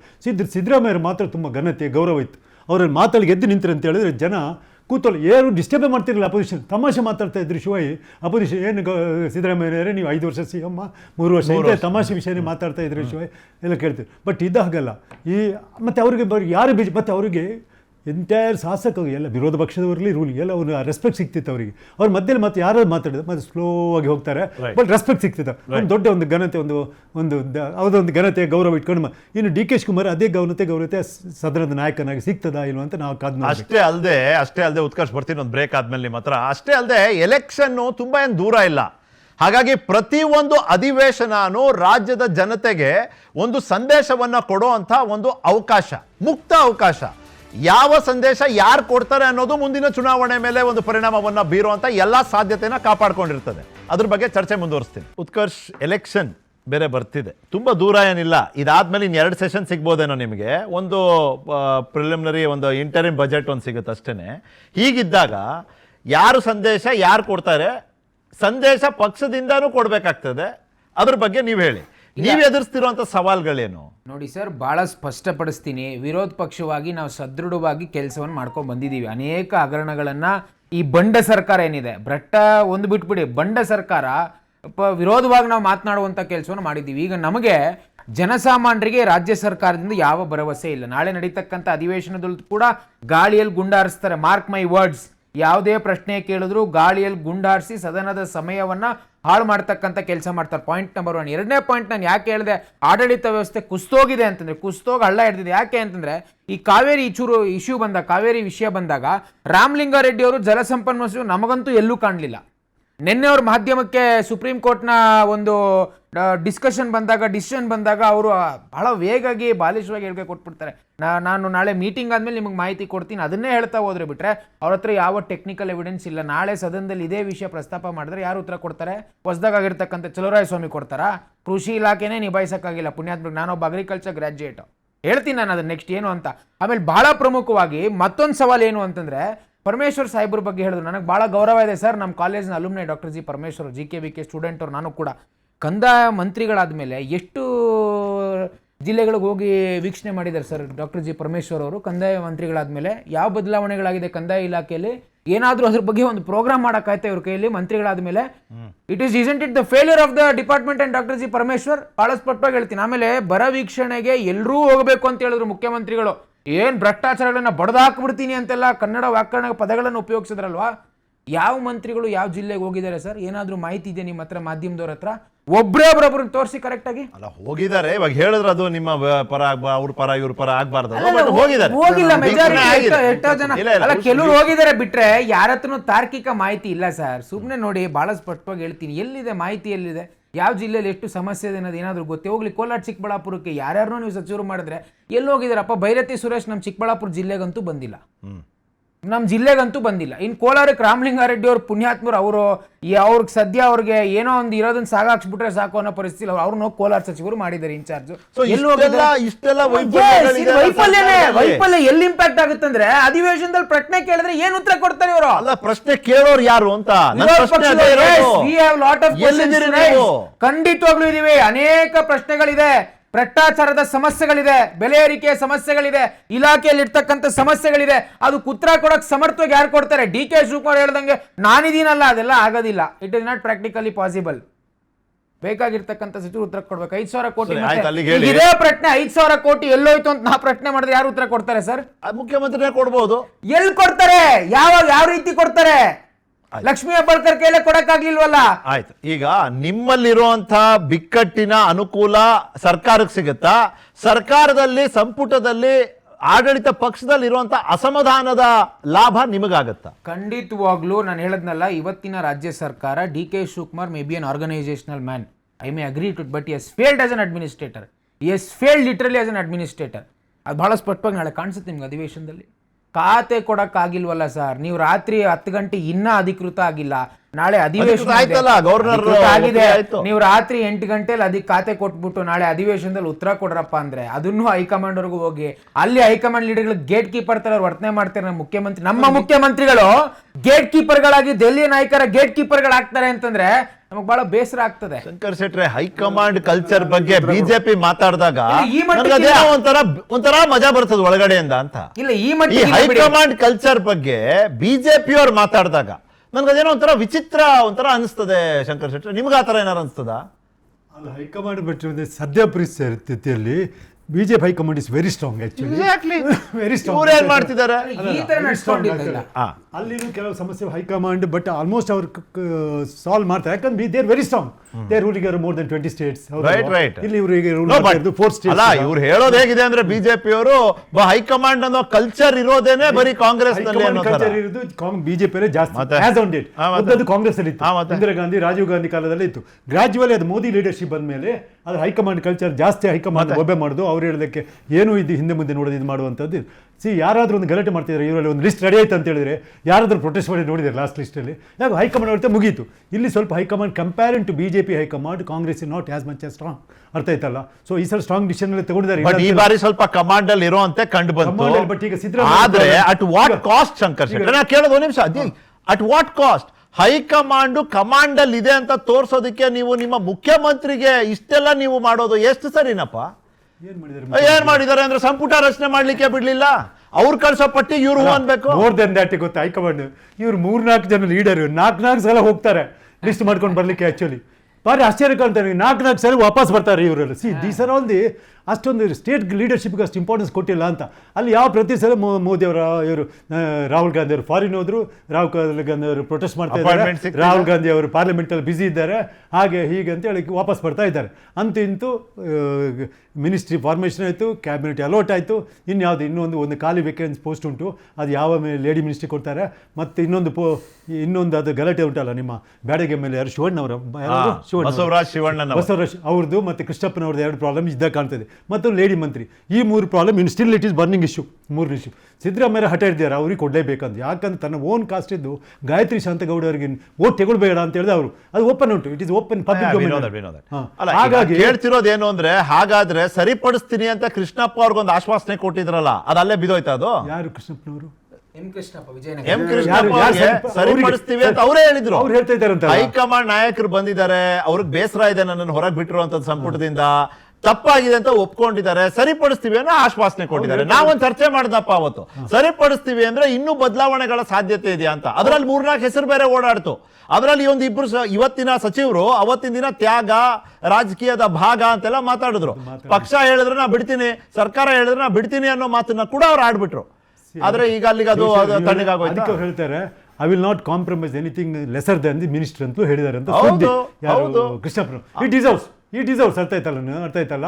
ಅವರು ತನ್ನ ಪಕ್ಷದ ವರ್ಚಸ್ಸು ಮತ್ತು ತನ್ನ ವೈಯಕ್ತಿಕ ವರ್ಚಸ್ಸಿಂದ ಗೆದ್ದು ಬರೋರು ಆ ಏರಿಯಾದಲ್ಲಿ. ಒಪ್ಪೋಣ ಒಂದು ನಿಮಿಷಕ್ಕೆ. I have no political opinion about his politics, but ನಾ ಹೇಳ್ತಿರುವಂತದ್ದು, ಸರಿಪಡಿಸ್ತೀವಿ ಅಂತ ಹೇಳಿ ನೀವು ಸಂಪುಟ ತುಂಬಿದ್ರೆ ಆ ಆಶ್ವಾಸನೆ ಅಲ್ಲಿಗೆ ಬಿತ್ತ ಅಂತ. ಅಲ್ಲ, ಯಾರೋ ಒಂದು ಮಿನಿಸ್ಟರ್ ತೆಗಿಬೇಕಾದ್ರೆ ಯಾಕೆ ಕೇಳಿದೆ ಅಂದ್ರೆ, ಅಧಿವೇಶನದಲ್ಲಿ ಇವರ ಅನುಪಸ್ಥಿತಿ ಕೂಡ ಒಂದು ಸಂದೇಶ ಕಳಿಸ್ತದೆ ನೋಡಿ. ಅಪ್ಪ ಮಗ ಪ್ರಿಯಾ ಕೃಷ್ಣ ಅವರು ಮತ್ತೆ ಕೃಷ್ಣಪ್ಪ ಅವರು ಇಬ್ರು ಸದನಕ್ಕೆ ಬರದೇ ಇರುವಂತ ನಿರ್ಧಾರ ಮಾಡಿದ್ರೆ ಸಿದ್ದರಾಮಯ್ಯನವರ ಜೊತೆಯಲ್ಲಿ ಏನ್ ಸಂದೇಶ ಕೊಡ್ತದೆ? ಮುಖ್ಯಮಂತ್ರಿಗಳ ಪೊಸಿಷನ್ ಏನಾಗ್ತದೆ? Today you have given it. Krishnappa ಅವರು, ಪ್ರಿಯಾ ಕೃಷ್ಣ ಅವರು ಮಾಧ್ಯಮದ ಮುಂದೆ ಬಂದು ದಿನಕ್ಕೆ 3 ಸತಿ ಮಾತಾಡೋ ವ್ಯಕ್ತಿಗಳಲ್ಲ ಶಂಕರ್ ಶೆಟ್ಟಿ, ನೀವು ಗಮನಿಸಿದಿರಿ. ವೆರಿ ಟೈಟ್ ಲಿಪ್ ಪೀಪಲ್, ಮಾತಾಡೋದಿಲ್ಲ ಆಯ್ತಾ? ಹಾಗಿದ್ದಾಗ ಅವರು ಆಕ್ಷನ್ ಅಲ್ಲಿ ತೋರಿಸ್ತಾರಪ್ಪ ಏನು ಅದರ ಪರಿಣಾಮ ಏನು ಮುಖ್ಯಮಂತ್ರಿಗಳ ನಾಯಕತ್ವ. ಕೃಷ್ಣಪ್ಪನವರಿಗೆ ಅವರೇನು ಮಂತ್ರಿಯಾಗಿ ಅವರ ಸಂಪನ್ಮೂಲಗಳನ್ನು ಜಾಸ್ತಿ ಕ್ರೋಢೀಕರಿಸಬೇಕು, ಜಾಸ್ತಿ ಮಾಡಬೇಕಂದಿಲ್ಲ. ಆಲ್ರೆಡಿ ಬೇಕಾದಷ್ಟು ಸಂಪನ್ಮೂಲಗಳು ಅವ್ರು ನಿಜವಾಗಿ ಜನಸೇವೆ ಮಾಡ್ತಾ ಇದ್ದಾರೆ. ಫಾರ್ ಎಕ್ಸಾಂಪಲ್ ರೈಟ್ ಆಗಿ ನನ್ನೊಂದು ಇನ್ಸ್ಟಿಟ್ಯೂಷನ್ ಉಂಟು ಅವ್ರ ಏರಿಯಾದಲ್ಲಿ ಬರೋದು, ಎಜುಕೇಶನ್ ಇನ್ಸ್ಟಿಟ್ಯೂಷನ್. ಅವ್ರು ಎಷ್ಟು ಡೊನೇಷನ್ ಕೊಡ್ತಾರೆ ಸ್ಕೂಲ್ಗೆ, ಬಡ ಮಕ್ಕಳಿಗೆ ಫೀಸ್ ದೊಡ್ಡ ದೊಡ್ಡ ಚೆಕ್ಕೆ ಬರ್ತದೆ. ನಿಜ ಕಣ್ಣಾರೆ ಕಂಡದು. ನನಗೆ ಯಾವುದು ಅವರು ಟ್ರಸ್ಟಿಂದ ಬರ್ತಾ ಉಂಟು. ಪೊಲಿಟಿಕ್ಸ್ ಅದೆಲ್ಲ ಎಲ್ಲಿ ಮ್ಯಾಟರ್ ಆಗುತ್ತೆ ಅಲ್ಲ, ಸತ್ಯ. ಅಂಥದ್ದು ನನ್ನ ಸ್ಕೂಲ್ಗೆಲ್ಲ ಎಷ್ಟೋ ಸ್ಕೂಲ್ಗಳಿಗೆ ಕೊಡ್ತಾ ಇದ್ದಾರೆ ಅಂತವ್ರು. ಎಷ್ಟೋ ಸ್ಕೂಲ್ಗಳಿಗೆ ತನ್ನ own fund, not the party fund ಏನಿರ್ತದೆ, ತನ್ನ ಓನ್ ಫಂಡ್ ಇಂದ. ಸೊ ಅವರು ಆ ರೀತಿ ಇಟ್ಕೊಂಡಿದ್ದಾರೆ ಕ್ಷೇತ್ರ ಜನಗಳನ್ನ. ರೈಟ್. ಬಟ್ ನಿಖೇತ್ ಅವರು ಬಹುಶಃ ಅವ್ರ ಪಕ್ಷ ಈ ವಿರೋಧ ಪಕ್ಷದಲ್ಲಿ ಇರುವಂತಹ ಒಡಕಿನ ಒಂದು ಲಾಭವನ್ನ ಪಡ್ಕೋತೀವಿ ಅನ್ನೋದ್ರಲ್ಲಿ ಒಂದ್ ಸ್ವಲ್ಪ ನಿರಾಳರಿದ್ದಾರೆ ಅಂತ. ಅದೊಂದು ದೃಷ್ಟಿಕೋನ ಅನ್ನಿ, ಅಭಿಪ್ರಾಯ ಅನ್ನಿ, ಏನಂತೀರಿ ನಿಖೇತ್? ಅಲ್ಲ, ನಾವೆಲ್ಲ ಒಂದ್ ನಿಮಿಷ, ನಾವೆಲ್ಲ ಒಗ್ಗಟ್ಟಿಲ್ಲ, ಈ ಸಲ ಒಗ್ಗಟ್ಟಾಗ್ಲಿಕ್ಕೂ ಬಹುದು, ಒಗ್ಗಟ್ಟಾಗೋ ಚಾನ್ಸ್ ಉಂಟು. ಅವರು ನಾವೆಲ್ಲ ಒಗ್ಗಟ್ಟು ತೋರಿಸುವಂತ ಒಗ್ಗಟ್ಟು ತೋರಿಸೋ ಚಾನ್ಸಸ್ ಉಂಟು ಈ ಸಲ. ಆಯ್ತು, ನೋಡೋಣ ಅದನ್ನು. ಬಟ್ ತೋರ್ಸಲ್ವೇನೋ ಅನ್ನೋದು ಅವ್ರಿಗೆ ನಿರಾಳದ ಒಂದು ಅಂಶ ಏನಪ್ಪಾ, ವಿಷಯ ಏನಪ್ಪಾ ಅಂದ್ರೆ ಅದೇ. ನಮ್ಮಲ್ಲಿ ಹೆಂಗಾನ ಇರಲಿ ಅಸಮಾಧಾನ, ವಿರೋಧ ಪಕ್ಷ ಏನ್ ಗಟ್ಟಿ ಇಲ್ಲ, ಅವ್ರೇನ್ ಒಗ್ಗಟ್ಟಾಗಿಲ್ಲ, ಹಾಗಾಗಿ ಅದರ ಲಾಭ ಅನುಕೂಲ ನಮಗ್ ಸಿಗ್ತದೆ ಅಂತ ನಿಖೇತ್ ಅವ್ರ ನಿಲ್ವಾ? ಒಂದು ನನಗೆ ಸ್ವಲ್ಪ ನಮ್ಮ ಉತ್ಕರ್ಷ್ ಉತ್ತರ ಕೊಡಬೇಕಾಗಿದೆ. ಹೌದೌದು. ಏನು ಅಂತಂದ್ರೆ, ಉತ್ಕರ್ಷ್ ಮಾತನಾಡುವ ಭರದಲ್ಲಿ ಯಾರ ಬಗ್ಗೆ ಮಾತನಾಡ್ತಾ ಇದೀವಿ ಅಂತ ಅವರು ಸ್ವಲ್ಪ ಮರೆತು ಮಾತನಾಡಿದ್ರು ಅಂತ ಕಾಣುತ್ತೆ. ಅವ್ರು ಹೇಳ್ತಾ ಇದ್ರು, ಪರಮೇಶ್ವರ್ ಅವರು ರೆವಿನ್ಯೂ ಮಿನಿಸ್ಟರ್ ಆಗಿ ಇಷ್ಟು ದಿವಸ ಆಯಿತು, ಯಾವುದಾದ್ರು ಒಂದು ತಾಲೂಕು ಭೇಟಿ ಮಾಡಿದ್ದಾರಾ, ಯಾವುದಾದ್ರು ಒಂದು ಜಿಲ್ಲೆ ಭೇಟಿ ಮಾಡಿದ್ದಾರಾ, ಅವ್ರ ಸಾಧನೆ ಏನು ಅಂತ ಕೇಳ್ತಾ ಇದ್ರು. ಆದರೆ ಉತ್ಕರ್ಷ್ ಅವ್ರಿಗೆ ನಾನು ಹೇಳಲಿಕ್ಕೆ ಬಯಸ್ತೀನಿ, ಉತ್ಕರ್ಷ್, ನೀವು ಅಗ್ರಿಕಲ್ಚರ್ ಸ್ಟೂಡೆಂಟ್ ಅಂತ ಹೇಳಿದ್ರಿ. ನೀವು 89ರಲ್ಲಿ ಹುಟ್ಟಿದ್ರೋ ಇಲ್ಲೋ ಗೊತ್ತಿಲ್ಲ, ನೀವು ಹುಟ್ಟೋದಕ್ಕಿಂತ ಮುಂಚೆ ಪರಮೇಶ್ವರ್ ಅವರಾಗಲೇ ಅಂತಾರಾಷ್ಟ್ರೀಯ ಮಟ್ಟದಲ್ಲಿ ಕೃಷಿ ಕ್ಷೇತ್ರದಲ್ಲಿ ಅಪಾರವಾದಂಥ ಅಧ್ಯಯನ ಮಾಡಿ ಡಾಕ್ಟರೇಟ್ ಪದವಿಯನ್ನು ಆಸ್ಟ್ರೇಲಿಯಾದಲ್ಲಿ ಹೋಗಿ ಪಡೆದು, ಆ ಮನುಷ್ಯ ಭಾರತದ ತನ್ನ ಜನಗಳ ಸೇವೆ ಮಾಡಬೇಕು ಅಂತ ಭಾರತಕ್ಕೆ ಬಂದಂಥವ್ರು. ಅವರು ಇವತ್ತು ರೆವಿನ್ಯೂ ಮಿನಿಸ್ಟರ್ ಆದ ನಂತರ ಇವತ್ತು ಒಂದು ತಿಂಗಳಾಗಿದೆ. ಈ ಒಂದು ತಿಂಗಳಲ್ಲಿ ಅವರು ಗುಲ್ಬರ್ಗಾ ವಿಭಾಗಕ್ಕೆ ಹೋಗಿ ಗುಲ್ಬರ್ಗಾ ವಿಭಾಗೀಯ ಮಟ್ಟದ ಎಲ್ಲ ಅಧಿಕಾರಿಗಳ ಜೊತೆ ಕಾನ್ಫರೆನ್ಸ್ ಮಾಡಿ ಬಂದಿದ್ದಾರೆ. ಎಲ್ಲ ಕಡೆ ಡ್ರಾಟಿನ ಬಗ್ಗೆ ಅವ್ರು ಎಷ್ಟು ಸೀರಿಯಸ್ ಆಗಿ ಕೆಲಸ ಮಾಡಿ, ಯಾಕೆಂದರೆ ಮುಖ್ಯಮಂತ್ರಿಗಳಿಗೆ 1000 ಕೆಲಸ ಇತ್ತು, ಆದರೆ ಡ್ರಾಟನ್ನ ಪರ್ಸನಲ್ ಆಗಿ ನೋಡಿದವ್ರು ಯಾರು ಅಂತಂದ್ರೆ ಇದೇ ಡಾಕ್ಟರ್ ಜಿ ಪರಮೇಶ್ವರ್ ಅವರು. ಕಲಬುರಗಿ ಹಂಗಲ್ಲ ಸರ್, ಡ್ರಾಟ್ ಅಂದ್ರೆ ಬರ ಅಂತ ನೀವು ಡಿಕ್ಲೇರ್ ಮಾಡ್ತಾ ಇಲ್ವೇ? ಡಿಕ್ಲೇರ್ ಮಾಡಿದ್ರೆ ಅದಕ್ಕೆ ದುಡ್ಡು ಕೊಡ್ಬೇಕು, ದುಡ್ಡು ಇಲ್ಲ ಗ್ಯಾರಂಟಿ ಕೊಡ್ಬೇಕು. ಇದೂನು ನಾಳೆ ವಿರೋಧ ಪಕ್ಷದ ವಿಷಯ ಅಂತ ನಮ್ಮ ಮಾಹಿತಿಗೋಸ್ಕರ ಹೇಳ್ತೀನಿ. ಡ್ರಾಟ್ ಅಂತ ಡಿಕ್ಲೇರ್ ಮಾಡೋದಕ್ಕೆ ಪ್ಯಾರಾಮೀಟರ್ಸ್ ಇದಾವೆ ಸರ್. ಆ ಪ್ಯಾರಾಮೀಟರ್ಸ್ ಸೆಟ್ ಮಾಡೋದು ಕೇಂದ್ರ ಸರ್ಕಾರ ಸರ್. ಹಿಂದೆ UPA ಸರ್ಕಾರ ಇದ್ದಾಗ ಡ್ರಾಟ್ ಅಂತ ಡಿಕ್ಲೇರ್ ಮಾಡೋದಕ್ಕಿದ್ದು 2 ಪ್ಯಾರಾಮೀಟರ್, ಒಂದು ಮಳೆ, ಇನ್ನೊಂದು ಬೆಳೆ. ಇವತ್ತು ಮಳೆ ಬೆಳೆ ಅಲ್ಲ ಪ್ಯಾರಾಮೀಟ್ರು. ನಿಮ್ಮ ಮೋದಿ ಸರ್ಕಾರವನ್ನು ನೀವು ಡ್ರಾಟ್ ಅಂತ ಡಿಕ್ಲೇರ್ ಮಾಡ್ತೀವಿ ನಾವು ಅಂತಂದ್ರೆ ಮಳೆ ಬರಬೇಕು. ಮಳೆ 4 ವಾರದೊಳಗಡೆ ಒಂದ್ಸರ್ತಿ ಮಳೆ ಆಯ್ತು ಅಂದ್ರೆ ದಿಸ್ ಇಸ್ ನಾಟ್ ಡ್ರಾಟ್ ಅಂತಾರೆ. ಬೆಳೆ ಇಲ್ಲ, ನೀರಿಲ್ಲ, ಮಳೆ ಸಾಕಷ್ಟು ಇಲ್ಲ, 4 ವಾರದಲ್ಲಿ ಒಂದ್ಸರ್ತಿ ಮಳೆ ಬಂತ, ದಟ್ ಇಸ್ ನಾಟ್ ಡ್ರಾಟ್. ಬೋರಲ್ಲಿ ನೀರಿದೆಯಾ, ದಟ್ ಇಸ್ ನಾಟ್ ಡ್ರಾಟ್. ಡ್ಯಾಮಲ್ಲಿ ಇನ್ನೂ ಕಾಲ್ಭಾಗ ನೀರಿದೆಯಾ, ದಟ್ ಇಸ್ ನಾಟ್ ಡ್ರಾಟ್. ವಾತಾವರಣದಲ್ಲಿ ಈಗ ನೋಡ್ತಾ ಇದ್ದೀರಿ, ಮಳೆ ಬೀಳ್ತಾ ಇಲ್ಲ, ಮೋಡ ಇದೆ, ವಾತಾವರಣ ತಂಪಾಗಿದೆ, ವಾತಾವರಣದಲ್ಲಿ ತೇವಾಂಶ ಇದೆಯಾ, that is not drought. So drought ಅಂತ ನಾವು ಡಿಕ್ಲೇರ್ ಮಾಡಬೇಕಾದ್ರೆ ಕೇಂದ್ರ ಸರ್ಕಾರದ ಈ ಪ್ಯಾರಾಮೀಟರ್ಸ್ ಅನ್ನ ನೀವು ಸಡಲಗೊಳಿಸಬೇಕು ಅಂತ ಪರಮೇಶ್ವರ್ ಅವರು ಕೇಂದ್ರ ಸರ್ಕಾರಕ್ಕೆ ಪತ್ರಗಳ ಮೇಲೆ ಪತ್ರ ಬರೆದ್ರು ಸರ್. ಈ ರಾಜ್ಯದ ಉಪಮುಖ್ಯಮಂತ್ರಿಯಾಗಿ ಪರಮೇಶ್ವರ್ ಅವರು ಗುಲ್ಬರ್ಗಾ ವಿಭಾಗದ, ಹೈದರಾಬಾದ್ ಕರ್ನಾಟಕ ವಿಭಾಗದ ಅನೇಕ ಊರುಗಳನ್ನ ಸ್ವತಃ ಹೋಗಿ ವಿಸಿಟ್ ಮಾಡಿದ್ರು. ರಾಯಚೂರು ವಿಭಾಗ, ಗುಲ್ಬರ್ಗಾ ವಿಭಾಗಗಳನ್ನು ವಿಸಿಟ್ ಮಾಡಿದ್ರು. ಬೆಳಗಾಂ ವಿಭಾಗಕ್ಕೆ 2 ಹೇಳ್ತಾ ಇರೋದು. ಉತ್ತರ ಕೊಟ್ರೆ ಒಂದ್ ನಿಮಿಷ ಟೈಮ್ ಕೊಡಿ, ಮತ್ತೊಬ್ಬರನ್ನ ಸ್ವಾಗತಿಸ್ತೀನಿ, ನಿಮ್ಮ ಹತ್ರ ವಾಪಸ್ ಬರ್ತೀನಿ. ವಿಸಿಟ್ ಮಾಡಿದ್ರು. ಇಲ್ಲ ಬರ್ತೀನಿ. ಭೋಜೇಗೌಡರಿದ್ದಾರೆ, JDS ವಿಧಾನ ಪರಿಷತ್ತಿನ ನಾಯಕರಾದ ಭೋಜೇಗೌಡರಿದ್ದಾರೆ. ಭೋಜೇಗೌಡ್ರೆ ನಮಸ್ಕಾರ. ನಿಖಿಲ್ ಜೋಶಿ ಮಾತಾಡ್ತೀನಿ. ಸ್ವಾಗತ ನಿಮಗೆ PNS ವಿಸ್ತಾರಕ್ಕೆ. ಸಮಯ ಕೊಟ್ಟಿದ್ದಕ್ಕಾಗಿ ಧನ್ಯವಾದ ಸರ್. ಇಲ್ಲಿ ನಾನು ಅವಾಗ್ಲೇನೆ ಕೇಳಿದೆ, ಇಲ್ಲಿ ಬಿಜೆಪಿ JDS ನಡುವೆ ಒಂದು ಮೈತ್ರಿ ಆಗ್ಬೇಕು, ಬಟ್ ಬಿಜೆಪಿ ಒಳಗಡೆನೆ ಒಂದು ಮೈತ್ರಿ ಆಗ್ಬೇಕು. ಈ ಮೈತ್ರಿಯ ಒಂದು ಉದ್ದೇಶವನ್ನ ನಾವು ಬಿಡದಿ ಪಾದಯಾತ್ರೆ ಮೂಲಕ ನೋಡೋದಾದ್ರೆ ಅದು ಅಂತ ಏನು ಪ್ರಬಲವಾದ ಒಂದು ಗಟ್ಟಿಯಾದ ಮೈತ್ರಿ ಅನ್ನೋ ರೀತಿ ಕಂಡು ಬರಲಿಲ್ಲ. ಅಲ್ಲಿದ್ದಂಥದ್ದು JDS ಬಾವುಟಗಳು, ಅದು ಆಗಿದ್ದು JDS ಕಾರ್ಯಕ್ರಮ. ಆ JDS ಕಾರ್ಯಕ್ರಮಕ್ಕೆ ಅತಿಥಿಯಾಗಿ ವಿರೋಧ ಪಕ್ಷದ ನಾಯಕರು R ಅಶೋಕ್ ಅವರು ಬಂದು ಹೋದ್ರು. ಈ ವಿಶ್ಲೇಷಣೆ ಸರಿ ಇದೆಯಾ? ನೀವು ಒಪ್ಪೋದಿಲ್ಲ ಅಂದ್ರೆ ಏನ್ ಹೇಳ್ತೀರಿ ಪ್ಲೀಸ್? ಸರ್, ಈಗ ನಾನು ನೋಡಿ, ನೀವು ಲೋಕೋ ಭಿನ್ನ ರುಚಿ, ನೀವು ಯಾವ ಥರ ಬೇಕಾದ್ರೆ ವಿಶ್ಲೇಷಣೆ ಮಾಡಿ, ಬಟ್ ನಾವು NDA ಪಾರ್ಟ್ ಆಗಿದ್ದರಿಂದ ನಿಖಿಲ್ ಕುಮಾರ್ ಅವರು ಅಲ್ಲಿ ಅನೇಕ ಬಾರಿ ಆ ಜಾಗಕ್ಕೆ ವಿಸಿಟ್ ಮಾಡಿದ್ರಿಂದ ಅವರು ಪಾದಯಾತ್ರೆ ದಿನಾಂಕವನ್ನು ಘೋಷಣೆ ಮಾಡಿದರು. ಪಾದಯಾತ್ರೆ ದಿನಾಂಕ ಘೋಷಣೆ ಮಾಡಿದ ದಿವಸ ನಮ್ಮ BJP ರಾಜ್ಯಾಧ್ಯಕ್ಷರಿಗೆ ಅವ್ರದ್ದೇ ಆದಂಥ ಕ್ಷೇತ್ರದಲ್ಲಿ ಒಂದು ಸರ್ವೆ ಇತ್ತು. ಅವತ್ತು ಡ್ರಾಟ್ ವೀಕ್ಷಣೆಗೆ ಅವತ್ತು ಆ ಜಿಲ್ಲಾ ಮಂತ್ರಿಗಳು ಅಲ್ಲಿ ಬಂದಿದ್ದರಿಂದ ಅವ್ರ ಕ್ಷೇತ್ರದಲ್ಲೇ ಅವ್ರು ಹೋಗಬೇಕಾದಂಥ ಪರಿಸ್ಥಿತಿ ಬಂದಿದ್ದರಿಂದ ಅವತ್ತು ವಿಜೇಂದ್ರ ಅವರು ಅಲ್ಲಿ ಪಾರ್ಟಿಸಿಪೇಟ್ ಮಾಡೋಕ್ಕಾಗಲಿಲ್ಲ. ಆಗ ಅವ್ರು ಏನು ಹೇಳಿದರು, ಸಮನ್ವಯ ಸಮಿತಿ ಮೀಟಿಂಗ್ನಲ್ಲಿ ಕೂತಾಗ ನಾವು ಅಶೋಕ್ ಮತ್ತು ಇನ್ನೊಬ್ಬರು ಬರ್ತೀವಿ ಅಂತ ಹೇಳಿದರು. ಅಶೋಕ್ ಬಂದು ಕುಮಾರಣ್ಣವ್ರ ಜೊತೆ ಬಂದು ಉದ್ಘಾಟನೆ ಮಾಡಿ ಹೋದರು. ಕುಮಾರಣ್ಣವರು ಉದ್ಘಾಟನೆ ಮಾಡಿ ಹೋದರು, ಮತ್ತೇನು ಬರಲಿಲ್ಲ ಅವರು. ನಾವು ಎಂಡ್ ಮಾಡುವಾಗ ಅದು ಜೂರಿಸ್ಡಿಕ್ಷನ್ನು ಪಾಯಿಂಟು ಇದು ಕ್ರಾಸ್ ಆಗಂಗಿಲ್ಲ, ಕಾರ್ಪೊರೇಷನ್ ಲಿಮಿಟ್ ಅಂದರು. ಹಾಗಾಗಿ ಒನ್ ಡೇ ಮೊಟಕಾಯಿತು. ಅದರಲ್ಲಿ ಅಂತ ಏನು ನಮ್ಮಲ್ಲಿ NDA ಪಾರ್ಟಲ್ಲಿ ಆಗಿದಂಥ ಮಿಸ್ಟೇಕು ಅಲ್ಲ. ಈಗಲೂ ಕೂಡ ಅಂದ್ರೆ ಅಲ್ಲ ಭೋಜೇಗೌಡ್ರೆ, ನೀವು ಅನುಭವಿ ರಾಜಕಾರಣಿಗಳು, ನಾನೇನ್ ನಿಮ್ಗೆ ಹೇಳಿ, ಅದೊಂದು ದೃಶ್ಯ ಓಡ್ತಿದೆ ನಿಮ್ ಮುಂದೆ. ಬಹುಶಃ ಟಿವಿ ಇಲ್ವೇನೋ, ನನಗ್ ಕಾಣ್ತಿರೋದು ಬರೀ ತೆನೆ ಹೊತ್ತ ಮಹಿಳೆ ಇರುವಂತ ಆ ಒಂದು ಚಿಹ್ನೆ ಇರುವಂತ ಬಾವುಟಗಳು. ಅಲ್ಲೆಲ್ಲೂ ಕಮಲದ ಒಂದು ಬಾವುಟ ಕಾಣ್ಲಿಲ್ಲಪ್ಪ. ಅಂದ್ರೆ ಅವ್ರು ನಿಮಗ್ ಬೆಂಬಲ ಕೊಡ್ಲಿಲ್ಲ ಅನ್ನೋದನ್ನ ನಾನ್ ನಿಮ್ಮ ಸಮರ್ಥನೆ ಹೇಳ್ತಿದ್ದೀನಿ. ನೀವು ಒಪ್ತಿರೋ ಇಲ್ವೋ? ಇಲ್ಲ ಆಗಲ್ಲ ಅದು ಆ ಥರ ಅರ್ಥೈಸ್ಬೇಡಿ. ಅವರು ನಾವು ಉದ್ಘಾಟನೆ ಮಾಡಿ ಹೋಗ್ತೀವಿ. ಯಾಕೆಂದರೆ ವಿಜೇಂದ್ರ ಅವರು ಹಿಂದೆ ಒಂದು ಸರಿ ಹೇಳಿದರು ಪಾದಯಾತ್ರೆ ಮಾಡೋಣ ಅಂತ. ಆ ಒಟ್ಟಿಗೆ ಮಾಡೋಣ ಅನ್ನುವಾಗ ಇವರು ಅಲ್ಲಿ ಸ್ವಲ್ಪ ಕೋಆರ್ಡಿನೇಷನ್ ಸ್ವಲ್ಪ ಆಚೆ ಈಚೆ ಆಯಿತು. ಅಷ್ಟು ಬಿಟ್ಟರೆ ನಾವು ನಿಮ್ಮ ಜೊತೆಲಿ ಬಂದು ಉದ್ಘಾಟನೆ ಮಾಡಿ ಹೋಗ್ತೀವಿ. ನಂತರ 18ನೇ ತಾರೀಕು ನಾವೆಲ್ಲ ಸ್ವಾತಂತ್ರ್ಯ ಸೌಧದಲ್ಲಿ ಇಲ್ಲಿ ಬೆಂಗಳೂರಿನಲ್ಲಿ ಸೇರೋಣ ಅಂತೇಳಿ ಆಗಿದೆ. ಎರಡೂ ಪಕ್ಷದ ಕಾರ್ಯಕರ್ತರು 18ನೇ ತಾರೀಕು ಬೆಳಿಗ್ಗೆ ನಾವು ಸೇರ್ತಾ ಇದ್ದೀವಿ ನಾವು ಇವತ್ತು.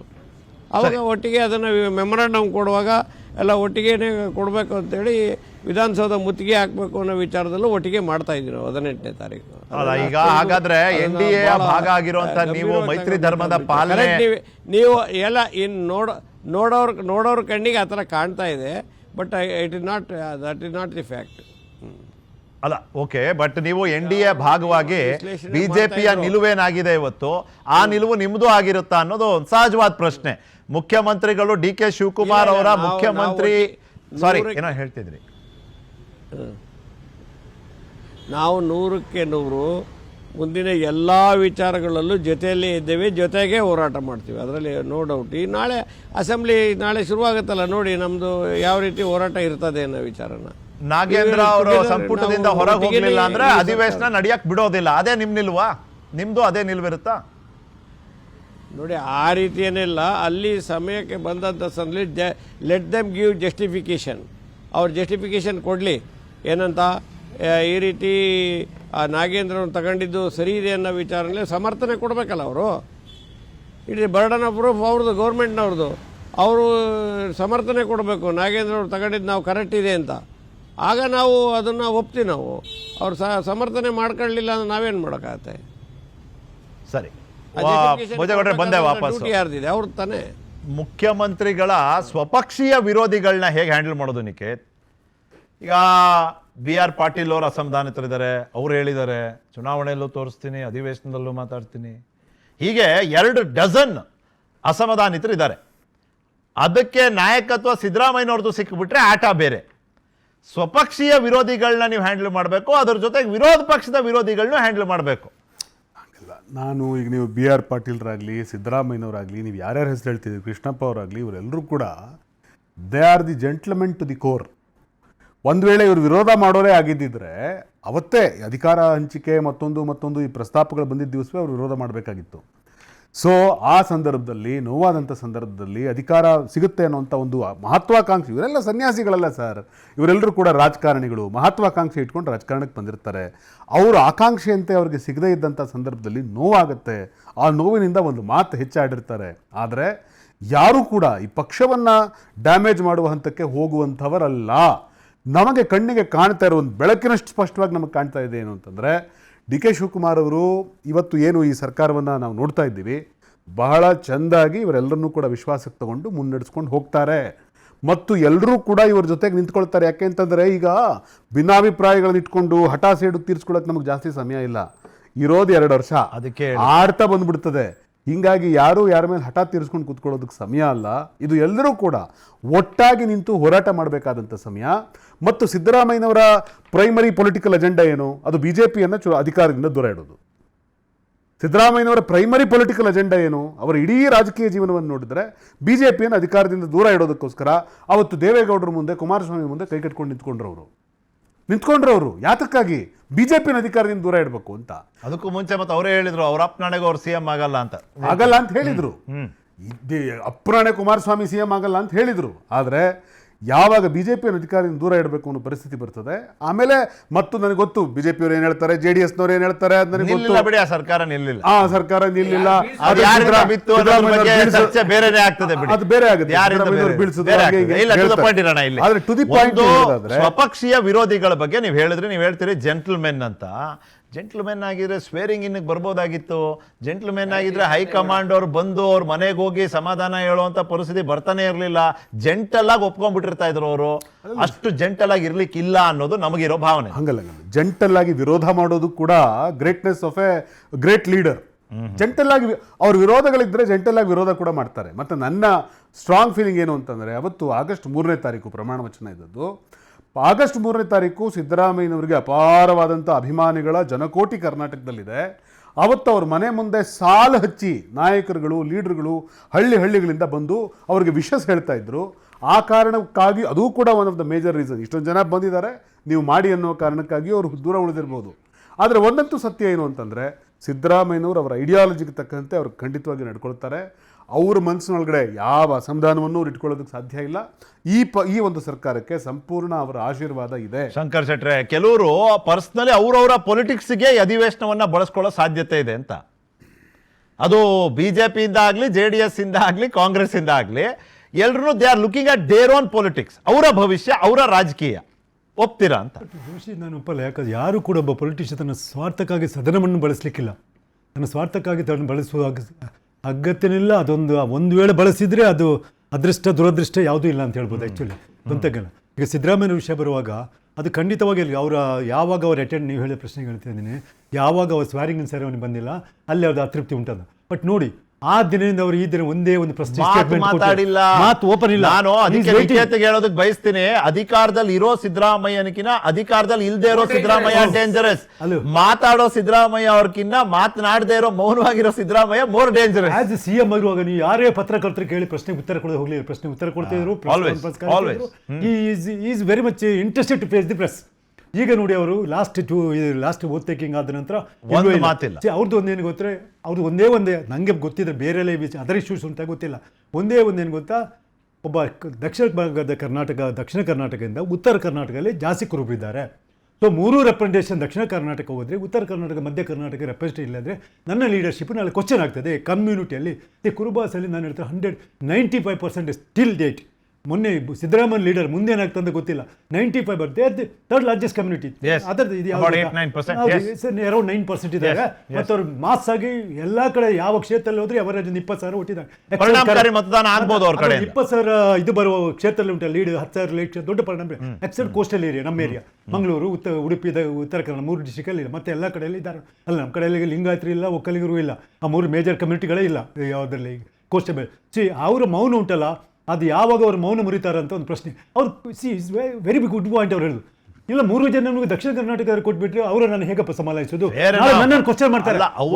Point raise very genuine point. ಅಷ್ಟೆಲ್ಲ ಆದ್ಮೇಲೂ ಗೊತ್ತಿತ್ತಲ್ಲ ಹೈಕಮಾಂಡ್ಗೆ ಸಿದ್ದರಾಮಯ್ಯನವರ ಆಯ್ಕೆ ಏನು ಅಂತ. ಹಾಗಿದ್ದೂ ಅವ್ರ ಆಯ್ಕೆ ವಿರುದ್ಧ ನಿರ್ಧಾರ ಮಾಡಿದ ಅದೇ ಹೈಕಮಾಂಡ್ ಅಲ್ವಾ? ಇದು ಆಯ್ಕೆ ಕೇಳೋದು ಅಧಿವೇಶನಕ್ಕೆ ಹೋಲಿಸಿ ಕೇಳೋದಾದ್ರೆ, ಜೋಡಿಸಿ ಕೇಳೋದಾದ್ರೆ, ಸಿದ್ದರಾಮಯ್ಯನವರ ನಡೆ ನಿಲುವು ಅಧಿವೇಶನದ ಮೇಲೆ ಯಾವ ರೀತಿ ಪರಿಣಾಮ ಪ್ರಭಾವ? ಅಲ್ಲ, ಫಸ್ಟ್ ಆಫ್ ಆಲ್ ಅವ್ರ ಅಧಿವೇಶನಕ್ಕೆ ಬರ್ತಾರಾ ಇಲ್ವಾ ಅಂತ ಅದು ಫಸ್ಟ್ ಥಿಂಕ್. ಬಂದರೆ ಅವ್ರ ನಡೆ ಯಾವ ರೀತಿ ಅಂತ ನಾವು ಥಿಂಕ್ ಮಾಡಬೇಕು. ನಾನು ಅದ್ರ ಬಗ್ಗೆ ಗೊತ್ತಾ, ಅವರ ಮಾಸ್ಲೆ ಒಂದು ಸ್ಯಾಕ್ರಿಫೈಸ್, ಚೀಫ್ ಮಿನಿಸ್ಟರ್ಶಿಪ್ಪೇ ಸ್ಯಾಕ್ರಿಫೈಸ್ ಮಾಡಿದ್ದಾರೆ. ಅವ್ರು ಹೇಳೋ ಒಂದು ಪಾಯಿಂಟ್ ಇಷ್ಟೇ, 2 ಜನ ದಕ್ಷಿಣ ಕರ್ನಾಟಕವ್ರಿಗೆ ಕೊಟ್ಟಿದ್ದೀರಪ್ಪ, ಒಂದು ಉತ್ತರ ಕರ್ನಾಟಕವ್ರಿಗೆ ಕೊಡಿ ಅಂತ ಹೇಳಿದ್ದಾರೆ ಅವರು. ಪಾಯಿಂಟ್ ಅವ್ರಿಗೆ ಗೊತ್ತಿಲ್ಲದೇ 3 ಜನ ಕುರುಬ ಮಾಡಿ ಲೇಡಿಯಲ್ಲಿ ಸೇರಿಸ್ಬಿಟ್ರು. ಅರ್ಥ ಆಯ್ತಲ್ಲ? ಇದು ಯಾರು ಹೇಳ್ತಾರೆ, ಸಿಂಗ್ ಅಂತ ಹೇಳ್ತಾರೆ. ಗೊತ್ತಿದೆ ಬಿಡಿ, ಹಾಗೆ ಹೆಸರು ಹೇಳಲಿಕ್ಕೆ ಆಗೋದಿಲ್ಲ. ಯಾರು ಇವ್ರ ಕೇಸನ್ನ ಫೈಟ್ ಮಾಡಿದ್ದಾರೆ ಸರ್, ಕೇಳಿ ಸರ್, ಕೌನ್ಸಿಲ್ ಪೋಲ್ಸ್ ಅಲ್ಲಿ ಇವ್ರಿಗೆ ಆದಂತಹ ಒಂದು ಅನ್ಯಾಯ ಅಂತ ಹೇಳಿ ಇವ್ರು ಕೋರ್ಟ್ಗೆ ಏನ್ ಹೋಗಿದ್ರು, ದೆಹಲಿಯಲ್ಲಿ ಇವ್ರ ಕೇಸನ್ನ ಯಾರು ಫೈಟ್ ಮಾಡಿದ್ದಾರೆ, ಅವ್ರ ಮೂಲಕನೇ ಹೈಕಮಾಂಡ್ ನ ಇವರು ಹ್ಯಾಂಡಲ್ ಮಾಡಿದ್ದಾರೆ ಅನ್ನೋದು ವದಂತಿ, ವರದಿಗಳು ಎಲ್ಲ ಉಂಟು. ಅದು ಅದೇ ಅಲ್ಲಿಗೆ ಬಿಡ್ತೀನಿ. ಒಂದೇ ನಿಮಿಷ. ಈಗ ಕೊನೆ ಕ್ಷಣದಲ್ಲಿ ಭೋಜೇಗೌಡ್ರೆ ಖಾತೆ ಹಂಚಿಕೆ ಆಯ್ತು. ನಾಳೆ ಇಲಾಖಾವಾರು ಪ್ರಶ್ನೆ ಕೇಳೋದಕ್ಕೆ ನೀವು ನಿಲ್ತೀರಿ. ಇವತ್ತು ಖಾತೆ ಹಂಚಿಕೆ, ನಾಳೆ ಪ್ರಶ್ನೆ ಉತ್ತರ, ಅಥವಾ ನಾಳೆ ಅಲ್ಲದೆ ಇದ್ರೆ ನಾಡಿದ್ದನ್ನಿ. ಇದು ಎಷ್ಟು ಪಕ್ವತೆಯಿಂದ ನಡೀಬಹುದು ನೋಡಿ. ಅಧಿವೇಶನ ನಡೆಯದೇ ದುಸ್ತರ. ಇದರಲ್ಲಿ ಒಂದು ದಿನ ನಾವು ಇದಕ್ಕೆ ಹೋಯ್ತು, ಇನ್ನೊಂದು ದಿನ ಇವ್ರ ಪ್ರಶ್ನೆಗಳನ್ನ 14ನೇ ತಾರೀಕು ಪ್ರಶ್ನೆಗಳಿಗೆ ಉತ್ತರನ ಯಾಕೆ ಡಿಲೇ ಮಾಡಿದ್ದಾರೆ ಅಂದರೆ ಬಿಕಾಸ್ ಆಫ್ ಖಾತೆ ಹಂಚಿಕೆ ಆಗಲಿಲ್ಲ ಅಂತ. ಅಲ್ಲಿ ಅಧಿವೇಶನದಲ್ಲಿ ಇವರು ನಾವು ಉತ್ತರ ಹೆಂಗೆ ಅಧಿಕಾರಿಗಳು ತಯಾರು ಮಾಡಿರ್ತಾರೆ ಅದನ್ನು ತೆಗೆದು ಓದ್ತಾರೆ. ಅದರಲ್ಲಿ ಯಾವ ಮಂತ್ರಿಗಳಾದ್ರೂ ಇವ್ರೇನು ಉತ್ತರ ತಯಾರು ಮಾಡೋದಲ್ಲ, ಅದು ಅಧಿಕಾರಿಗಳು ತಯಾರು ಮಾಡ್ತಾರೆ. ತಯಾರು ಮಾಡಿಕೊಟ್ಟಂಥದ್ದಕ್ಕೆ ಪಕ್ವಾಗಿರ್ಬೇಕಲ್ಲ, ಪರಿಪಕ್ವಾಗಿ ಆ ಇಲಾಖೆನ ನೋಡ್ಕೊಳಕ್ಕಾದ್ರೂ ಟೈಮ್ ಬೇಕಲ್ಲ. ಈಗ ಇವತ್ತು ತರಾತುರಿನಲ್ಲಿ ಖಾತೆಗಳನ್ನ ಮಂತ್ರಿಗಳು ಕೊಟ್ಟಂಥ ಸಂದರ್ಭದಲ್ಲೇ ಕೊಡೋಕ್ಕೆ ಏನು ತೊಂದರೆ ಇರಲಿಲ್ಲ. ಆದರೆ ಖಾತೆಗಳನ್ನ ಈ ರೀತಿ 11th ಅವರ್ನಲ್ಲಿ ಕೊತ್ತಿದ್ದಾರೆ. ಬಟ್ ನಾಳೆ ಅಧಿವೇಶನದಲ್ಲಿ ಪ್ರಶ್ನೆಗಳಿಗೆ ಯಾವ ರೀತಿ ಸಮರ್ಪಕ ಉತ್ತರ ಕೊಡ್ತಾರೆ ಅಂತ ಹೇಳೋದು ನನಗೆ ಅದು ನನ್ನದೇ ಆದಂಥ ಒಂದು ಅನುಮಾನ ಇದೆ ಆ ವಿಚಾರದಲ್ಲಿ. ರೈಟ್ ಭೋಜೇಗೌಡ್ರೆ, ಧನ್ಯವಾದ ನಿಮ್ಮ ಸಮಯಕ್ಕಾಗಿ. ವಿಚಾರ ಮತ್ತೆ ಮಾತಾಡೋಕೆ ಅವಕಾಶ ಸಿಗುತ್ತೆ ಅಂತ ಭಾವಿಸ್ತೇನೆ. Utkarsh, last word you please.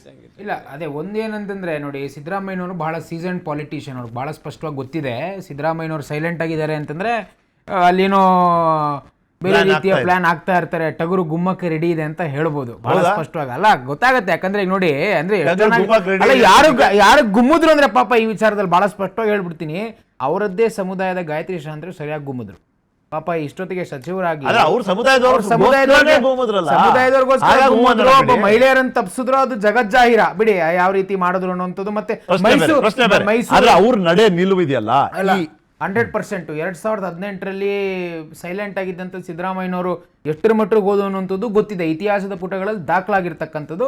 ಹಾಗಾಗಿ ಬಹಳ ಸ್ಪಷ್ಟವಾಗಿ ನನಗನ್ಸುವಂಥದ್ದು, ಒಂದು ಕೋಆರ್ಡಿನೇಷನ್ನ ತಗೊಂಬರ್ಲಿಕ್ಕೆ ಡಿ ಕೆ ಶಿವಕುಮಾರ್ ಅವ್ರ ಕೈಯಲ್ಲಿ ಆಗ್ತಾ ಇಲ್ಲ, ಸಮನ್ವಯ ಸಾಧಿಸ್ಲಿಕ್ಕೆ ಆಗ್ತಾ ಇಲ್ಲ ಅನ್ನುವಂಥದ್ದು ಬಹಳ ಸ್ಪಷ್ಟವಾಗಿ ಗೊತ್ತಾಗ್ತದೆ. ಅಂದ್ರೆ ಹೇಗೆ ನಿಮ್ಗೆ ಬಿಜೆಪಿ ಒಳಗಡೆನೆ ಒಂದು ಮೈತ್ರಿಯ ಅವಶ್ಯಕತೆ ಇದೆಯೋ, ಹಾಗೆ ಕಾಂಗ್ರೆಸ್ ಸರ್ಕಾರದಲ್ಲಿ ಒಳಗೇನೆ ಒಂದು ಸಮನ್ವಯ ಸಮಿತಿಯ ಅವಶ್ಯಕತೆ ಇದೆ. 140 ಅಂತ ಏನು ಸಿದ್ದರಾಮಯ್ಯನವರು ಡಿ ಕೆ ಶಿವಕುಮಾರ್ ಹೇಳ್ತಾರಲ್ವಾ, ಇಷ್ಟು ಇಟ್ಕೊಂಡು ಸಮನ್ವಯ ಸಾಧಿಸಕ್ ಆಗ್ತಿರಲ್ಲ, ಅದೇ ದುರ್ದೈವ. ಅಲ್ಲ, ನಾವು ಕಡೆಗೆ ಹೇಳೋದೇನಪ್ಪಾ ಅಂದ್ರೆ 60 ದಿನದ ನಿಯಮ ಇಲ್ಲಿವರೆಗೂ 22 ವರ್ಷ ಪಾಲನೆ ಆಗ್ಲಿಲ್ಲ. ಆಗಿದ್ದು ಒಂದೇ ಸತಿ, ಅದು ಹಿಂದಿನ ಬಾರಿ.